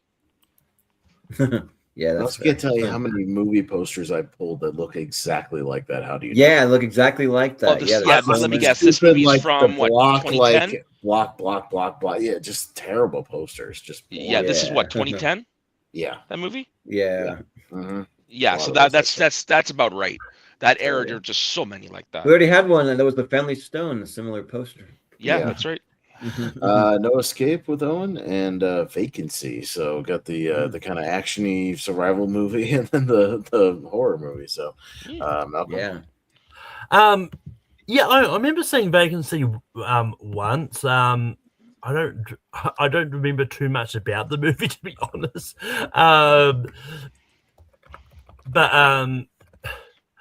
And ironically, Vacancy is also about having no escape from the motel. Yeah, right. Yeah. But I actually watched No Escape for it was one of my first time watches for this and yeah, I think it's a really fun sort of thriller movie and honestly I'd like to see Owen do a lot more of thrillery type movies actually. So I think he's really good at it. So I'm gonna go No Escape. Yeah, sounds good. Austin, what do you say? Yeah, actually, kind of like both these movies. I remember I got to see a sneak preview of No Escape when I saw it in the theaters, and that was a fun little surprise. It's just kind of nonstop once it gets going because they're just trying to like escape the country and they're jumping off. I mean, it has a ridiculous scene where he throws his kid like from one building to another, which is ridiculous. Apparently, gravity doesn't work in that scene. But Vacancy is a decent little kind of one location sort of horror thriller. It's not bad either. This is I'm a horror guy. I'll go Vacancy here. Yeah. I think maybe I also saw that like early screening of No Escape because I'm pretty sure I saw it for an early screening too. I quite enjoyed it. No Escape. I thought that it was a lot of fun. Like you're just on the edge of your seat, just wondering like how this family's gonna make it out of there because I think they're in like Vietnam or Thailand. One of those, but they're like trying to like get out of the country when like all of a sudden out of nowhere like a big political uprising kind of happens and it's almost like the country's like nearly at war all of a sudden and they got to get out of there, but they really do a good job of like building the like tension and like you're really worried about like whether or not they're gonna make it out of there, and then randomly halfway through they meet up with Pierce Brosnan who just helps them out, so which is kind of interesting, but and then Vacancy is good as well. That it's a fun little horror movie set in a hotel, kind of like a serial killer's in there, and they're just trapped in there. But it's very kind of like gruesome with the kills and stuff. But I think I'll go with No Escape though. I think I like that one just a little more. But Soda. Yeah, I haven't seen No Escape. I remember hearing about it when it came out and stuff like that, and then just completely forgot about it. But Yeah. Vacancy, like, yeah, I thought that was a really well done horror movie. Yeah, very limited locations. I think I like it when they keep it contained like that. Yeah, I thought it was fun. Plus, I like good kills. So Yeah. Sounds good. Ross. in movies, not in real life. Yeah. Right. Just want to clarify that. Vacancy. Oh yeah, sure. Isn't it basically like kind of a franchise now? What is there, like 2 or 3 straight to There's only Yeah, two. there is.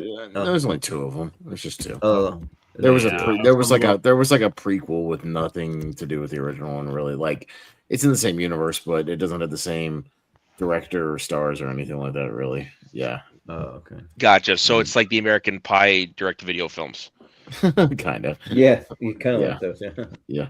Yeah, I'm gonna go with the Vacancy. It's more fun. No Escape. I barely remember. All right. All right. So We got Midnight in Paris and Merry Little Batman. Included in there because I think Luke Wilson is like actually voicing Batman in that movie. So yeah. Okay. yeah, I haven't seen that Merry Little. I remember seeing like the posters and the ads for it and whatnot, and I was like, okay, that's interesting, I guess. But yeah, I quite like Midnight in Paris. That's one of the more like Woody Allen movies I can take because it doesn't feel so kind of goofy Woody Allen. And yeah, I like all the people that pop up with Tom Hiddleston and a few of the people that play the authors and stuff. And I think it's a fun little movie. So I'll go Midnight in Paris. Yeah. So I've never seen the Merry Little Batman, but when I was doing some research of like what to watch, I almost watched it because the movie's pretty highly rated. It's rated like something like 85 or something on Rotten Tomatoes or something. So I'm like, huh, 96. Oh, it's 96. It's probably because I do a thing where I average out the audience and the critic score, so that's probably why it came out slightly lower for me. But yeah, so yeah, I'll probably watch it at some point. But yeah, Midnight in Paris is actually a lot of fun. It's one of the few. There might be like 3 Woody Allen movies that I actually like. I mean, I don't care for him as a person, but yeah, this is one of the like more kind of fun ones with like yeah, all the like authors that show up: Ernest Hemingway and F. Scott Fitzgerald and like Salvador Dali. All these like famous authors and stuff show up, and yeah, it's pretty interesting. It's kind of like almost like a time travel movie of sorts. So yeah, I'll go Midnight in Paris. But Soda. So I haven't seen either of these. I actually didn't know Merry Little Batman existed. I want to watch that now. And I've never seen any Woody Allen film. Not from choice. I just haven't. So I'm gonna go with Merry Little Batman because I like Batman. Mm-hmm. But yeah, but I was gonna say if you ever want a Woody Allen movie to start off with, I would say just start with Annie Hall. That's the classic like Woody Allen movie. That would probably be the one I would watch out of all of them. Yeah. But Ross, what do you say? I haven't. I remember seeing ads for Merry Little Batman. I just didn't watch it because I forgot about it. But yeah, I'm gonna go with Midnight in Paris. But actually, like Merry Little Batman, though, I will watch now because it has perfect casting. James Cromwell voices Alfred. I'm like, that's that's the perfect casting. Yeah, I'm gonna go with Midnight in Paris. Yeah, right. Yeah. Malcolm, what do you think? Yeah. I also haven't seen Merry Little Batman. The last couple of years, I saw it on Amazon Prime. So like, maybe I'll watch it for Christmas this year. Never did. But I just look at the cast, like James Cromwell's Alfred, I think is a good cast, and then just a bit of a random one that might interest Austin and Jordan. It's got the guy who played Barry Butt in Seinfeld playing the Penguin. Yeah, I can't remember that guy's name. Yeah, the one from The Big Bang Theory, the one who plays Raj's dad. Yeah, Ryan George. He's the guy that's in he's Employee of the Month. that like guilty pleasure movie I like. But yeah, I do really like. I do quite like Midnight in Paris, though. I think it's a good movie, so I'm gonna go Midnight in Paris. All right. Yeah, as long as he doesn't go like Bruce Wayne, you very bad man, very bad. Also, randomly, one of the the person that plays the Joker was one of the kids from Christmas with the Cranks. So Okay. All right, we got Random. Brad's status with Luke Wilson and Zoolander. Jordan. Wait, what's the first one? Brad's Brad's status. status. Yeah. I have no idea what that is. Brad's I status actually is saw it like- on a list of like Luke's best performances or something in some article, so I included it. Okay, yeah, but I didn't know if anybody's seen it it. looks but- like Ben No. Stiller in there. So yeah. we got a Ben Stiller matchup here.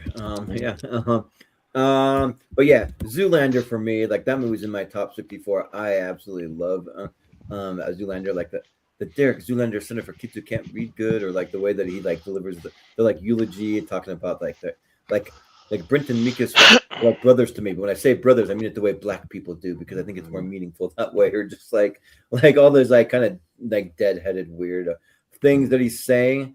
And yeah, I think the first Zoolander for me is one of my all-time favorite comedies, and then the sequel is like the biggest drop in almost any comedy. But so yeah, I'll go Zoolander.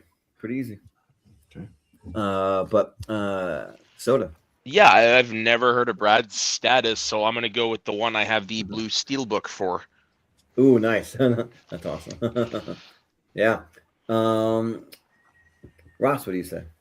I haven't heard of. I've heard of Brad Staff, like because of the guy from Weapons, and then Smile, isn't it? I like him a lot. But Zoolander is one of my favorite comedies of all time. A Center for Ants. I love Zoolander. Mhm. Yeah, but I once had like a very awkward moment because my very Mormon family, I would like quote like one of the lines when it's like John Boyd and he's playing his dad. He's like, "You're up there prancing around with your wiener, hanging out for everyone to see, like you're dead to me, son," or like whatever. And then my whole family, it's like feel like bombing at a comedy club. They're like, why would you bring that up? Don't say that. I'm like, okay, whatever. But Malcolm, what do you say? So this is actually tough for me because I haven't seen Brad's status.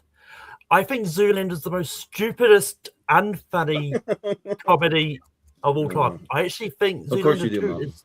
I actually think Zoolander 2 is slightly more funnier. I've never liked. And that's not by much. I've never liked the Zoolander movies. And honestly, just looking at the cast of Brad's status and who directed it, it's directed by the person who did Mike White. He wrote School of Rock and a whole bunch of this, and he's the creator of White Lotus and that. I'm actually more interested in Brad's status, so I'm gonna go Brad's status. Mm-hmm. But yeah, I forgot you don't like really dumb, like lowbrow humor, like that kind of stuff. Billy Madison, Beavis and Butthead. I don't hate Billy Madison. I there is some lowbrow humor I like.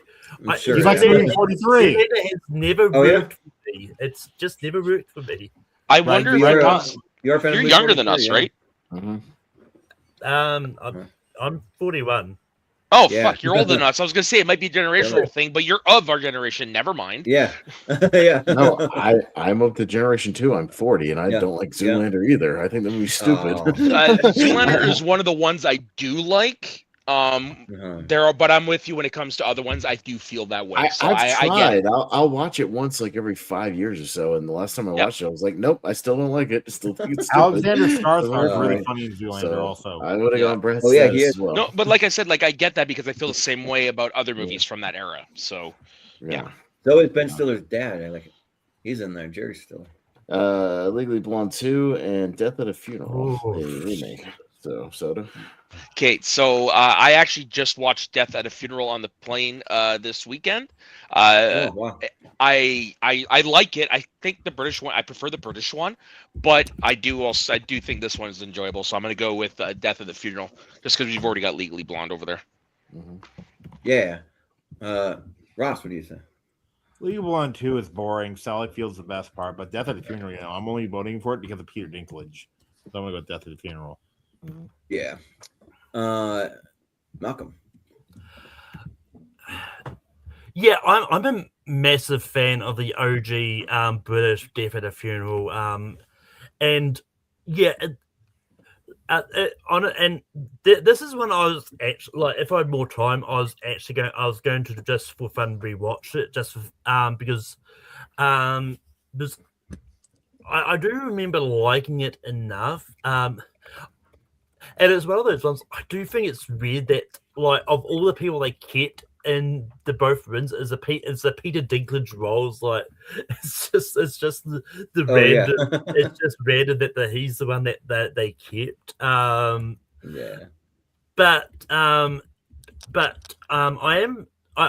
do quite like Legally Blonde too. Though I think it's a really fun sequel, and so I'm Legally Blonde too. Yeah.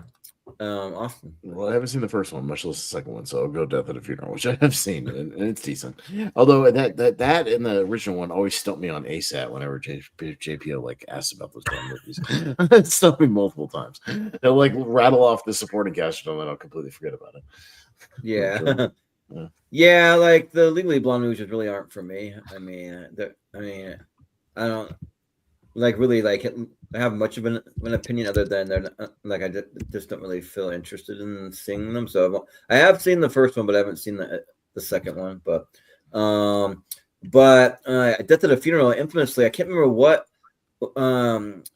tournament that we had only the British one, but not this one, and then. To prep for it, I watched the wrong Death at a Funeral, and I'm like, "Oh shoot!" I'm like, "Crap." It might have been the latter series, because I remember giving a shit for it. yeah, right. I was like, "Oh, whoops!" It was the other one. Crap. yeah. But also go Death at a Funeral because I have seen this one, and it's actually not bad. So yeah. The British one has Alan Tudyk in it. As the James Marsden role. I think so. Yeah. The fiance. But the one that gets like high or something. Like, the fiance, like accident or whatever. And didn't Frank Oz direct the British one? If I'm not mistaken. Yeah. You, me, and Dupree, and Are You Here? We're almost done here, Ross. Okay, I haven't even heard of Are You Here? But like the Russo brothers actually did like You, Me, and Dupree. But the best part about You, Me, and Dupree was that recut horror trailer that they did. So yeah, I'm gonna go yeah. But Malcolm, what do you say? It's Owen Wilson with Zach Galifianakis, and then Jenna Fisher's also in this movie as well. But she was in yeah. But you want to know where you can watch Are You Here? Tubi. But I haven't seen Are You. I haven't seen Are You Here. And I don't mind You, Me, and Dupree. I have fun with it, so I'm gonna go You, Me, and Dupree. Yeah. Haven't seen Are You Here? I've seen You, Me, and Dupree. It's been a minute, but yeah, I remember going back and watching it after like the Avengers stuff started coming out. I was like, oh yeah, it's like a Russo brother comedy. Yeah, and then there was a huge gap between that and like Winter Soldier. And yeah, it's okay, it's fine. So I'll go You, Me, and Dupree. Yeah. So I do have just a slight little pushback against like we show a lot of love to Tubi here, but the thing is though, the last few movies I've tried to watch on Tubi, I realized they don't really stream anything above 720p, and like most of the movies aren't even 723. Because I tried to watch the Skeleton Twins on there, like this is the most shittiest like resolution. I can't even make out half of what's on screen, like what's going on. So I kind of looked it up. But it's how they get some movies for free because it saves them money getting like the non HD versions of like every movie, so you can watch them for free. But you're not going to be getting a lot of 4Ks and 1080p's or anything. Well, and with some horror movies, it'll literally be like the VHS rip on TV. Yeah. If it's some really obscure movie, because that's all they have access to is like somebody ripping like a VHS to digital, and that's what you get. Just looked it up too, though. Are You Here has a 6% on Rotten Tomatoes, along with a 22% audience score. Yeah. Well. So when I watched the Skeleton Twins, I'm like, I can't make this out. So I went and like signed up for a free trial of something. I got to remember to cancel now. That was on Amazon to be able to get the 1080p at least over there. So, yeah, like I kind of have a soft spot for You, Me, and Dupree. Like I think that that's kind of fun. Just like Owen Wilson playing like just a kind of like just party animal, a kind of guy that just never really grew up, and then he's just driving Matt Dillon and Kate Hudson crazy, especially Kate Hudson, because even Matt Dillon at like one point he's kind of with him and thinks he's a fun guy, but then his wife Kate Hudson just like no, like this guy's an idiot, like what's the matter with you? And then he has to kind of side with the wife just to keep her like happy kind of thing. But yeah, so I'll vote for You Mean Dupree, sure. Yeah, I haven't seen Are You Here? I love Amy Poehler, but it sucks to hear that movie wasn't good. So I'm gonna go with You Mean Dupree. Yeah. All right.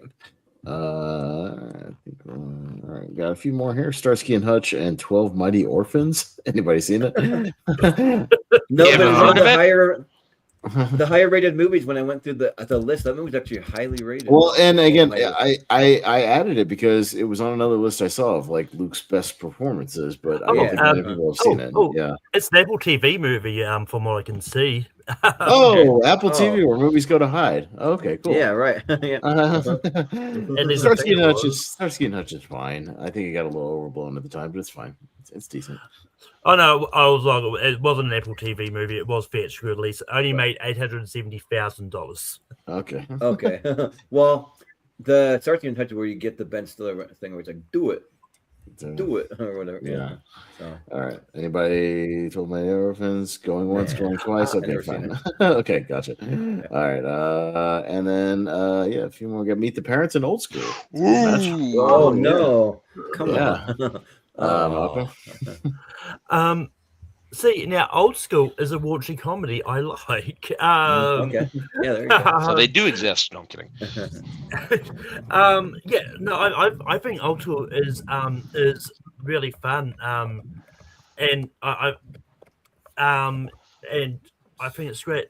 It just sucks it's going up against Meet the Parents. Because I love Meet the Parents. I actually just finished rewatching the first two just because I could, and it's one of those ones like there's the trailer for the new one just came out. Oh, I'm looking forward to that. Well, I'm looking forward to it, but I'm also really worried it's basically Meet the Parents just with a flipped dynamic, and that is just so I hope as long as it's good, I'll be fine with it. But also, has anyone else gotten that new Meet the Parents trailer on YouTube 50,000 times before everything? Like that trailer, like maybe it's just my algorithm, but it's playing over and over and over and over again. I'm like, stop it! I don't want to like ruin it for me. So yeah, it's a big push. Yeah. I mean, I am also slightly worried they basically showed the whole movie in the trailer, but that's another gripe for them. But yeah, Meet the Parents is just entertaining. It's just funny and just a lot of fun. So I'm gonna go Meet the Parents. Yeah, Austin. Yeah, they're both really good. I might go Old School here again just to keep the balance out for Luke because I don't think he has a lot of like big kind of mainstream movies. And that movie, is still a really solid kind of college comedy. And we see Meet the Parents a lot. I'm going to go Old School here. Yeah. So this one is pretty tricky. And I do love Meet the Parents, but Old School might be Luke Wilson's maybe his best performance, at least in a comedy. Like for me, like I think that he's really good in it, and it's fun. And then pairing him with Will Ferrell, where like they both want to go to these parties and like hook up with college girls, or that we're going streaking. Yeah, we're going streaking. We're going out to the like what do you say, through the commons or whatever. I'm spacing on the name of the main commons area that they go running through, but yeah, but like you're my boy Old Blue, and the movie is a lot of fun, and Owen Wilson isn't like a big role in Meet the Parents, so I'll go with Old School. So through the quad, through the quad is what he says. Yeah, the quad. I like these movies both. I like Meet the Fockers more. So I'm going to go with Old School. Yeah, a lot of people that like Meet the Fockers in this community more. I don't see it, but I don't know if I like it more, but I do like Just it. me. I still think it's really funny. Now, Yeah. I will say it's been a bit since I've gone back and watched them, so that might change. But based Yeah, on what I sure. remember, I liked the Meet the Fockers better. I know somebody who Yeah. actually likes Little Fockers the best. I'm like, Oh, that one's bad. That one's actively bad. I'm sorry. No. Forgot about yeah, I'm that. gonna go with Meet the Parents. Old School's okay, but Meet the Parents is a classic. I'm gonna go with Meet the Parents.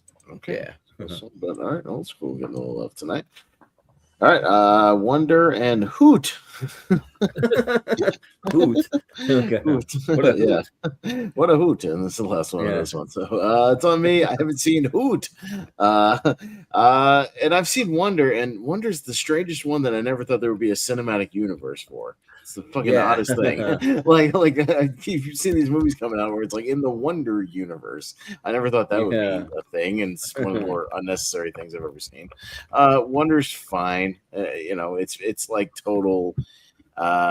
There's like a term for it. It's like, I don't know, sympathy farming or something like that. I don't know. It's whatever you want to call it, but I'll go with it for now.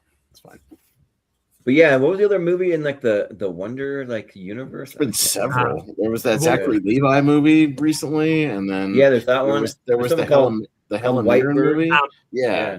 So, I don't know if the Zachary Levi movie was is officially connected to Wonder, but Whitebird is actually a spin-off from it because one of the characters from this movie does reappear in Whitebird, but yeah. Huh. Yeah, but Hoot. It's got Logan Lerman, Brie Larson in it, Tim Blake Nelson. Huh. Kind of interesting.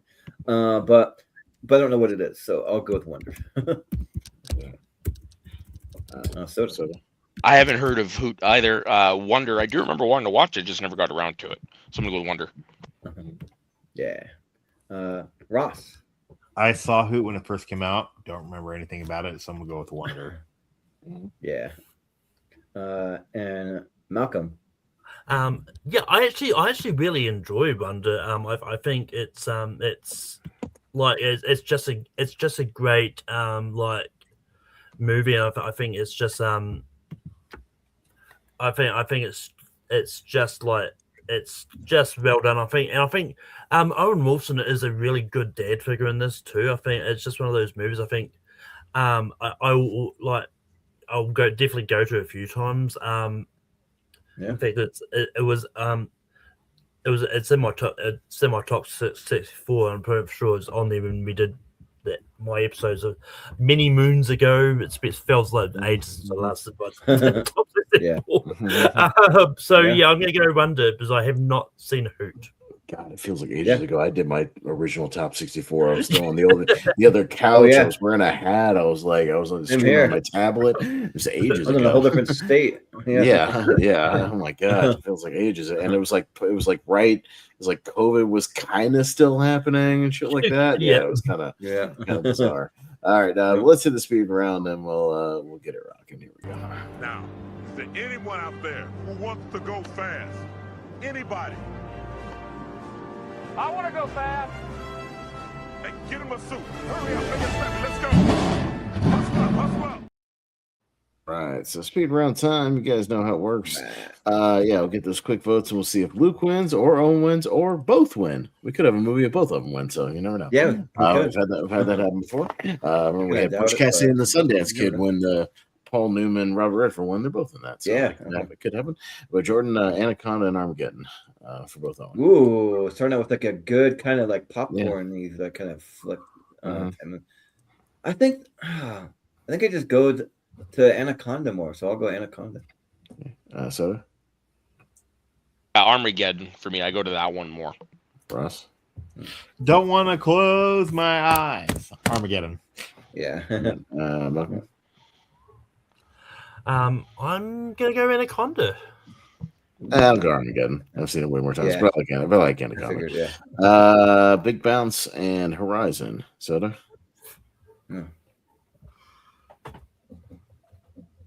Soda? Sorry, I'm gonna go with the Big Bounce. Okay. Ross? Big Bounce. Malcolm? I'm looking to the horizon. Okay, and I'll go the Horizon. Was it just me, or is Austin's video frozen? But not his sound, but the video. Yeah, it's been like off and on all night. Yeah, Off and yeah. on? Okay. Yeah, it's Weird. kind of weird. Yeah, yeah, but the sound's been fine. I'm paying for 1 gig internet. Why is it shitty? I don't know if we can get on Optima about that. That's weird. Yeah. But you're moving now. I can see. Huh? That's weird. Okay. But yeah, I'll go with Horizon. Okay. All right. Horizon, Skeleton Twins, and Shanghai Noon. Ross. Shanghai Noon. Shanghai Noon, Malcolm. I would say we could probably just put Shanghai Noon for Shanghai Noon. Yeah, is everybody here with that? That's fine. I don't mind doing That's that. fine. Yeah, we'll go Shanghai Noon. Twins. That's fine. Okay. We're still good, but yeah. Wedding Crashers and Hall Pass. Ross. Wedding Crashers. Okay, Malcolm. Yeah. Hall Pass. Wedding Crashers. Jordan. Wedding Crashers. Yeah, Soda. Wedding Crashers. Wedding Crashers. Okay. Idiocracy and Marley and Me. Malcolm.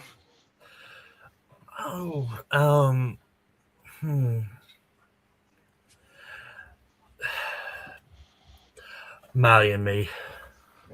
I'm gonna go Idiocracy. I think it's one of the stronger Luke comedies in here. Jordan. Yeah. I'll also go Idiocracy. Soda.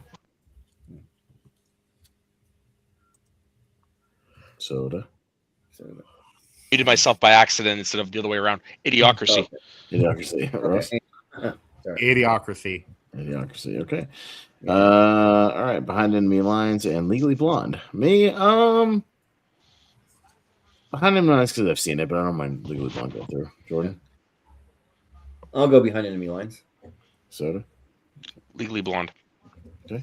Ross. Legally Blonde. And Malcolm. Legally Blonde. Okay, fair enough. Legally Blonde, Super Ex-Girlfriend, and Alex and Emma. Jordan. Oh, jeez, these are like a pass. None of us have seen Alex and Emma, so my Super Ex-Girlfriend. Yeah, might as well. Yeah. I'm fine with that. Yeah, it's fine. We'll see how long it lasts. Rushmore and Bottle Rocket, the 2 early Wes Anderson match. Jordan. Yeah, I think I like Rushmore a little more. I'll go Rushmore. Rushmore, Soda. Rushmore. Okay, Russ. Bottle Rocket. Okay. Yeah. Bottle Rocket. I'll go Rushmore. I think it's a little better. Yeah. Okay. All right, so Rushmore.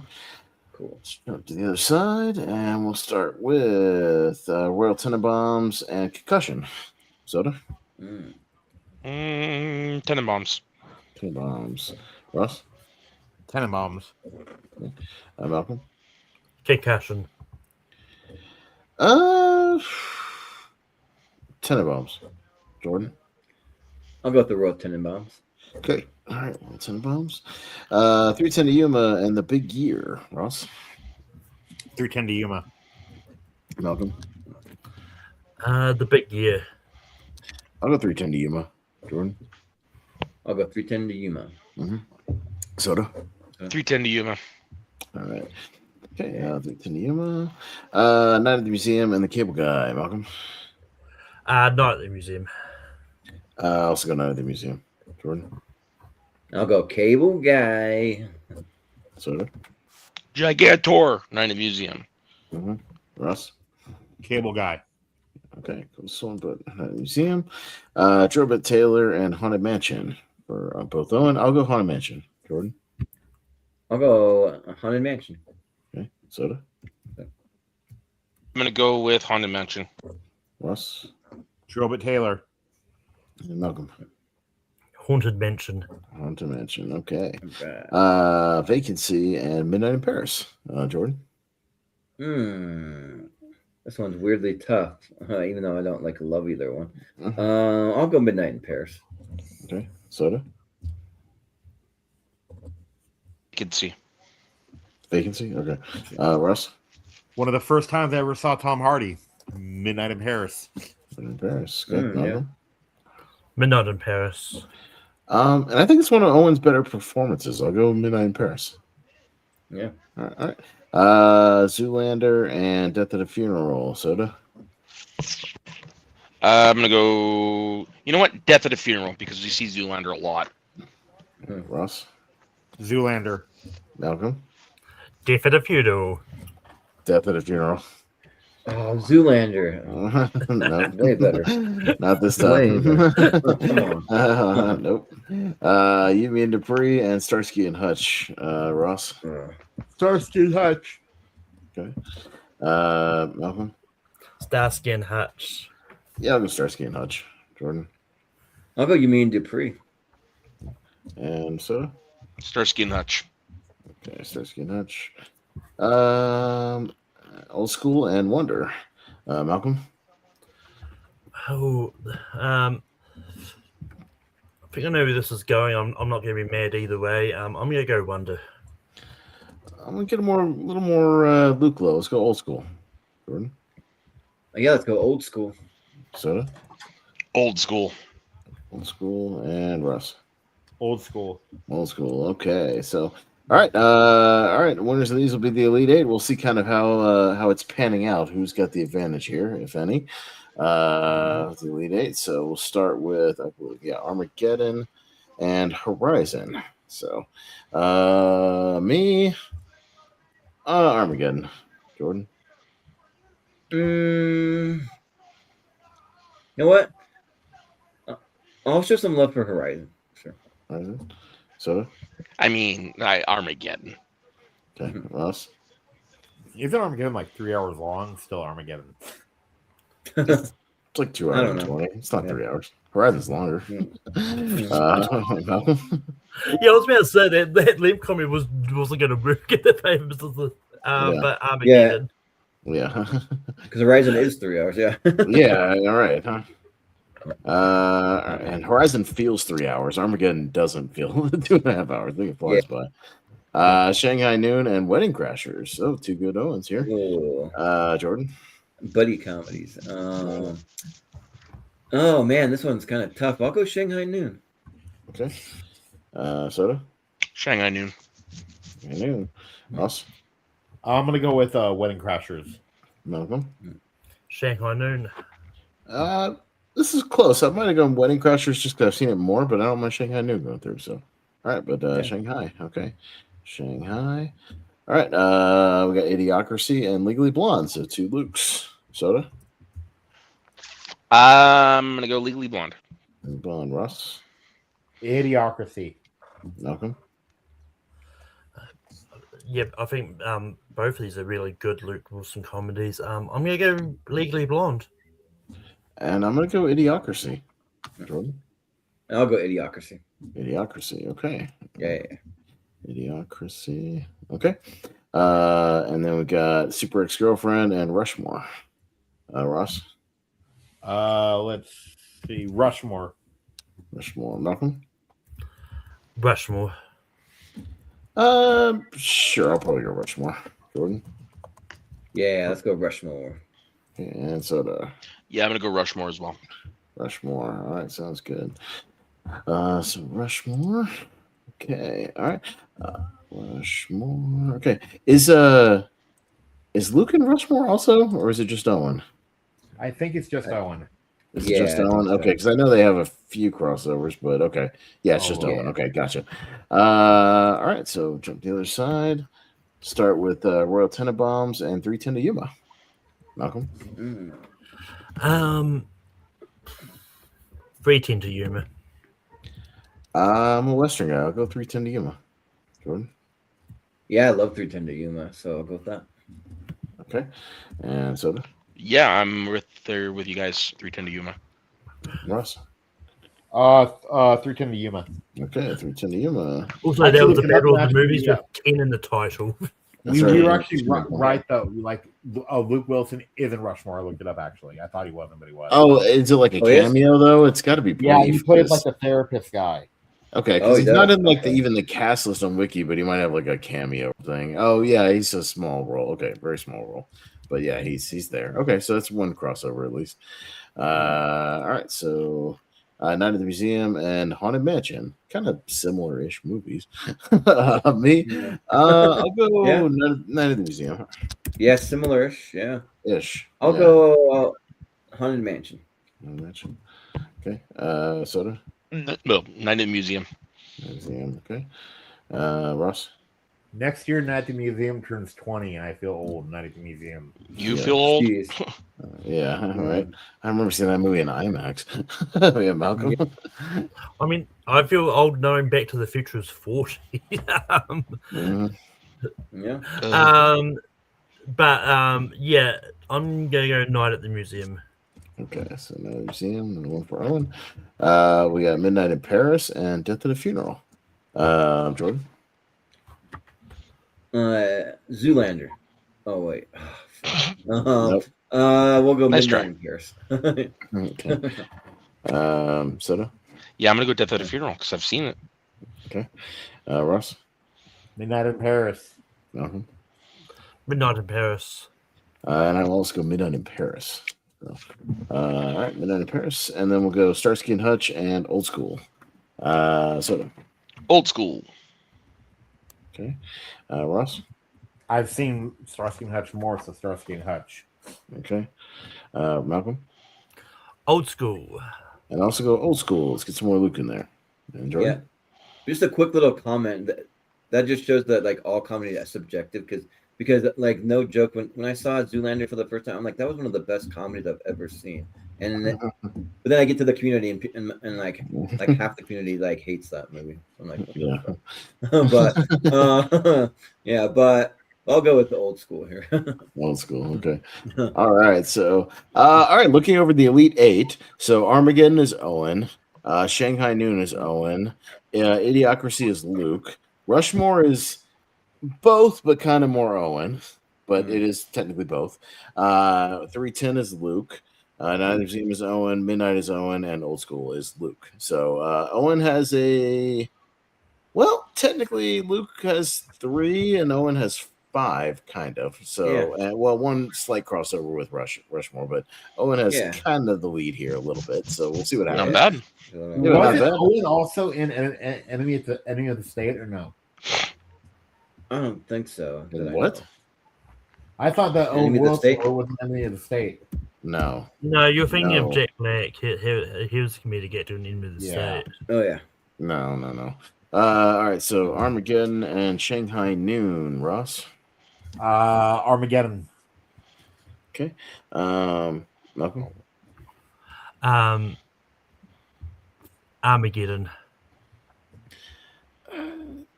I'm gonna go with the more Owen showcase in this one. I'm gonna go Shanghai Noon. Yeah. Jordan. I'm also gonna go Shanghai Noon. Because Owen bites it halfway through Armageddon, so he's one of the first people that dies on the rocket. But Soda.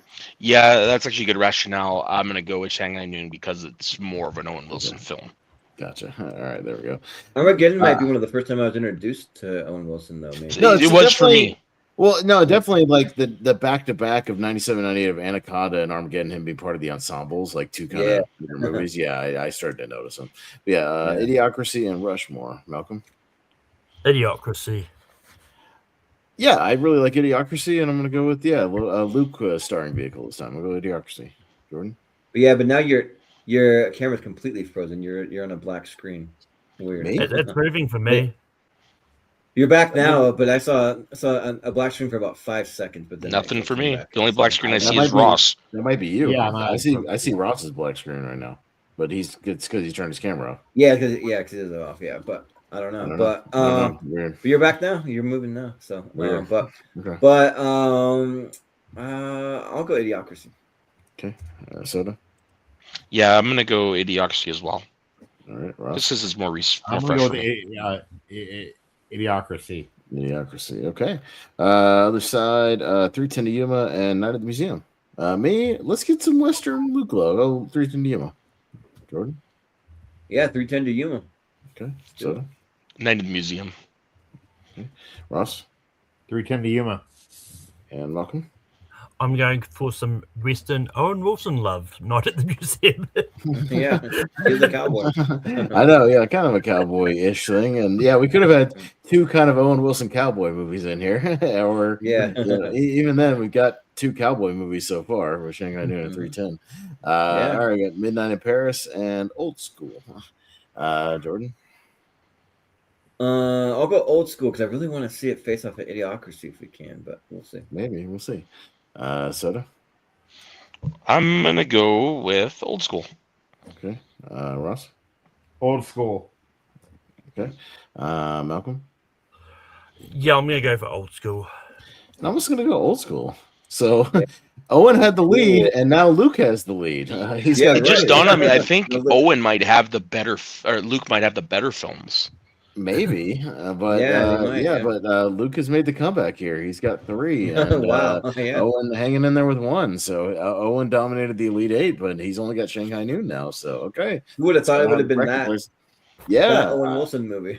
yeah, maybe out of all of them, yeah. But all right, let's see what happens. Soda, we got Shanghai Noon and Idiocracy. Shanghai Noon. Okay, Ross. Idiocracy. Malcolm. Idiocracy. I'm also gonna go Idiocracy. Jordan.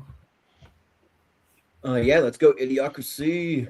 Idiocracy. Okay. Yeah. Finals for Luke. All right. 310. And so it's going to be an all Luke finals because we got 310. It is, yeah.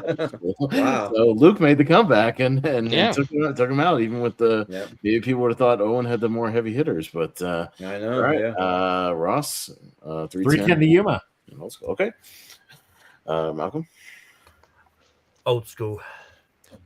Yeah, this is legit tough because it's like a really good Luke Wilson performance and then a fun comedy. But you know what? We got his other comedy on the other side, so I'm gonna go 310 to Yuma here. Jordan. Well, I'm curious to see though a Luke Wilson comedy like matchup though for the championship. So I gotta go. We could. I mean, it's up to Soda, so it's tied. Yeah. Yeah, I mean, I'm gonna have to go with the one that I've seen the most, and that's old school. I've only seen 310 Unit like twice. Okay, all right. So we got so even though Owen is known more for the comedies, we have a Luke Wilson comedy finals here. Let's go. Luke and Owen. So okay. Fun. All right, Idiocracy and Old School. So 2 Luke Wilson comedies. So he actually takes out Owen completely, and he's got his own comedies. Malcolm, kick us off. They're both really close together for me. I'm gonna go old school. Yeah, I might go with the one I think I've slightly seen more, and that's Idiocracy. Oddly enough, I'm gonna go Idiocracy. Jordan. Yeah, this is like really tough. I probably have seen Idiocracy more, so I'm gonna go with Idiocracy. Yeah. Okay, and Soda. Yeah, I'm the other way around. I've seen old school more, so I have to go with that one. Okay. Yeah. All right, close again, Ross. So Ross. Idiocracy. Idiocracy. Ooh, Okay. Hey, kind of an underdog takes the whole tournament with Idiocracy. Go. Mike Judge movie. Yeah, and a true Luke Wilson lead comedy there. So yeah, and kind of an old school. And I'm pretty 99% sure it's a first time winner. Yeah, because I just saw that one for the first time just late last year. Yeah, like, oh shit. I'm mostly sure, but I'll double check. But yeah, as far as I know, I don't remember ever playing the trailer for Idiocracy. No. So No. but It congrats. shows lowbrow humor can be great because Idiocracy. Well, it's like satirical lowbrow because it's making fun of like the lowbrow shit. I think a lot too. You know, it's like a satire of like very Mike Judge. Yeah, very like Mike it's Judge got him stuff, written all over it. It is. Oh yeah, 100%. So. Yeah. Congrats. So Luke Wilson makes the comeback, even maybe being the underdog in this one with an underdog movie, and takes it with Idiocracy. So nicely done. There you go. But yeah, in Idiocracy, you like half expect like Beavis and Butthead to pop up somewhere in the movie or something. Yeah. You know? It's just kind of like that. But yeah, this was a lot of fun to get back to a versus match. I've been trying to fit them in probably every other month because our schedule's so packed. But yeah, hopefully we can get another one. I'm not sure what the next like versus one that we have. I think it's a 3-way one. Funny enough, I think, but I'll have to double check though. So yeah, we'll let everyone know. But this has been fun. So we'll call it good there, and we'll just do some plugs real quick, and that'll be it. So we'll go to Soda first. Where can we find you? You could find me on my social, Soda _the_Saxman. I don't really post much. I'm more of a lurker. And I don't really have anything to promote other than you can catch me on the replay of AEW Dynasty, that I was at, where you see me a few times and you see Andrade land in my lap. Nice. That's awesome. Oh yeah, no, there's Whoa. a scene in the corner where Oh, they that's cool. did a spot, and when Darby whipped Andrade over the barricade, when he landed, he lost his balance and completely knocked me onto my chair. It was great. Oh, geez. Yeah. But yeah, I'm gonna hop off, guys. Dream though, because like most normal people wouldn't like that, but if you're a true wrestling fan, then you like. Oh, the guy next to me is like, "Are you okay?" And you can hear me on my video. I'm cackling like a freaking hyena. Like I'm Ed from the Lion King. But anyways, I'm gonna pop off now because the Hall of Fame stuff's getting ready to start. So I'll see you later. Thanks, Matt. We'll see you. Yeah. But it's Mania weekend, right? For this week. Yeah, WrestleMania is this weekend. Yeah, yes. That's tomorrow night. Yeah. Mm-hmm. Cool. Yeah. So yeah. Well, which I should like be up to date, but I need to go back and get geared up by watching the Lonely Marks podcast because I didn't get a chance to, so I have to go back and like hear you guys like talk about it. But because if you want to skip the AEW talk, you can. About an hour in, we got to WrestleMania. If you just want to listen to WrestleMania, and you can hear kind of all the matches and whatnot. Yeah, because as more of a casual wrestling fan, I usually just watch like the big event stuff and. Yeah, you watch like the Royal Rumble and WrestleMania and things like that. Yeah, 100%. All that. Yeah, but we'll go to Ross. Where can we find you? Just have stuff still cooking. You know, like I actually have a meeting on Sunday, but like I've been through the stuff that I've been working on. Like with my new film program, not really new, but is coming up. And actually, like we've done like 13 projects this year already. So that's oh wow. So yep. So I'll just let you guys know. But I gotta get going too. Okay, see ya. All right. See you later. Yeah. Yeah. But Ross is becoming a low-key like movie like I wouldn't say movie star, but he's working on some cool stuff though. Mm-hmm. If you follow what he's doing from his film classes and stuff. But Malcolm, where can we find you?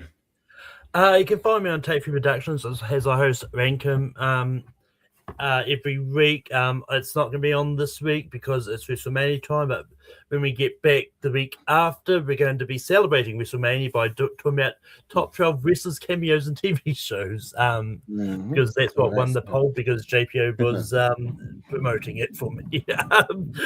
Nice. And you can also find me hosting my wrestling podcast, Spear from the Past. It's probably not going to be happening next week because it's a busy week because of the ladder series. But I'm probably going to try and have it happen the week after. But we're talking about No Way Out from 2007. And yeah, I'll pop up here and there. You'll see me all next week for the ladder series. And yeah, sounds good. Yeah. Cool. And then Austin, what do you got going on? Idiocracy is our 333 original winner. 333. So there nice. you go. Which pretty soon I gotta add the next like 64 to our schedule because we definitely have enough. Yeah, because we can do the 192 to 256 or whatever. Another group of 64. Previous winners. Because we've done the first 191 or whatever. Yeah, we've covered those before. We can definitely do another one of those soon. But not much this weekend because obviously it's WrestleMania weekend, so it'll be all about that. If you want to see a little breakdown of WrestleMania, you can go back and watch the Only Marks Wrestling podcast. I linked it in the Movie Hero Network group, so you can see me and JPO and Richie and even Rhonda jumped in on the predictions. So you can see us kind of break down the card, do our predictions and all that, cover all the news. I'll be here obviously for the ladder series next week, and then our monthly mistake. Me and Wolfman on his channel returns next week for April Fools. We're going to do a comedy and we're going to be doing Disaster Movie, the terrible Freeberg and Seltzer not parody movie. So I refuse to call it a parody movie because it's not a parody. It's a reference movie. So reference, that's what I got going on. Yeah, cool. Sounds good. So my two big things that will be working on personally this weekend that pertain to the channel is one, finalizing my top 64 TV shows for my birthday episode coming up because I started going through like a year by year and there's so many. Like I could easily do a 128, but I got to narrow it down. And also, I'm finding about 3 dozen TV shows that I really want to watch now. Because I'm convinced now that if I started watching all the TV, like all the great TV shows that are out there, and I started now, and I kept watching to the day that I die, that there's no time to watch it all. There's just not enough time in the world. There's so much TV out there. It's crazy. There are thousands and thousands of TV shows. So yeah, but that, and then I'm also getting the extended schedule finalized, because I'm keep coming up with like more and more like people's top 64s or 128s or like other episodes we want to get to that I got to just add in there. So I'm still kind of tooling around with that, but I promise that it is coming. If you go over to our Patreon, patreon.com/movie hero, I'll make some announcement. It is coming soon. So those are my like top 2 priorities this week to get finalized. But you can also find us on all the socials at Movie Hero 2121 and Jordan 82616, where we also post a lot of things about the channel. And you can find us over in the Movie Hero Network group over on Facebook, where if you have any kind of TV, movie, music, pop culture related, anything that you want to post about, talk about, all that stuff, you can post your heart's content. And if it's a project that you're working on, we'll try our best to share it out and get you some views and some subscribers. And speaking of the subscribers, we are currently only 78 subscribers now, as I last I checked, from away from getting monetized. So we're slowly climbing up to getting monetized. But that's probably the best way that you can help us out is by subscribing, or if you're already subscribed, then share it out on your own social media. Tell someone else to subscribe. That really helps us out, and we really appreciate that. And then we will be doing our next episode of Best to Worst, which will be our favorite acting performances of all time, and we're going to be doing our grand championship to finally wrap all of that up, and it's going to be on a Saturday, the 25th of April at probably 8:30 Eastern time. We've been going a little early because it just accommodates some people's schedules for that. So yeah, and then I'm thinking that probably the next one that I want to do is maybe best comedies of all time, because I'm a huge comedy fan. So that could be an interesting one to do. And we will be doing our next recast episode. We'll be recasting the Brendan Fraser the Mummy movie to kind of coincide with this month's release of Lee Cronin's The Mummy, and we kind of talked about doing it on Monday, April 27th. So that's kind of what we're shooting for there. And then just what we have coming up for T-Ranker and tournament fights. So all next week will be our ladder series for 1983 and 1982. So all those movies in a big 3-part series. And then the following Tuesday after that will be my birthday episode, where we do my top 64 TV shows. And then for next month, our mystery series for the month of May will be the best musical/music movies. So it'll be just 4 random tournaments of all those types of movies, followed by a championship at the end of the month. And we do still have the next episode of our alphabet series, which will be movies that start with the letter G. So we're still doing that for a T-Ranker. So that's where we're at there. And then we have I have another episode all ready to go. That's going to be my movie poster crossover series for the movies of 2023, and they're just 64 custom movie posters that I've already made that are just different art styles, different crossovers with different things, but they're turning out really, really awesome. So yeah, that'll just be a little like for fun one there. And then we'll be doing a friend of the show, JPO, we'll be doing his after the 128. So that is coming up. We do have just a regular Movie Hero Mystery tournament scheduled for near the end of May with the blind voting and everything, all of that. So we do have one of those on there. And then to kick off June, we'll be doing Ross Bristow's top 128, because he hasn't done a top 128 yet. So that'll be be that. Just before we get to which this is part of tooling that's the schedule, which I haven't had time to get to because I've been like super busy with a lot of stuff. But the letter series for the movies of 1981 and 1980, which will probably get pushed to the end of the month. We don't want to do 2 3-part series in a row. Just haven't had a chance to kind of like figure all that out. So I'll just say that, and then I'll just throw in just one more, 2 more bonus ones. Just real quick, they already have another custom poster tournament for the movies of 2025. So I have that, and then also just kind of like a lighthearted, fun one that's fictional places from movie and TV shows we would like to visit. So just to kind of do something just easy and lighthearted. So yeah, but that's what we have on the schedule for the near future. So that'll do it for us tonight, guys. So thanks a lot for tuning in, and we'll call it good there. And we'll say for Matt Mageau, aka Soda, for Ross Bristow, for Malcolm Lay, for Austin Pez Howell, I've been Jordan, the movie hero Anderson, and we will see you next time.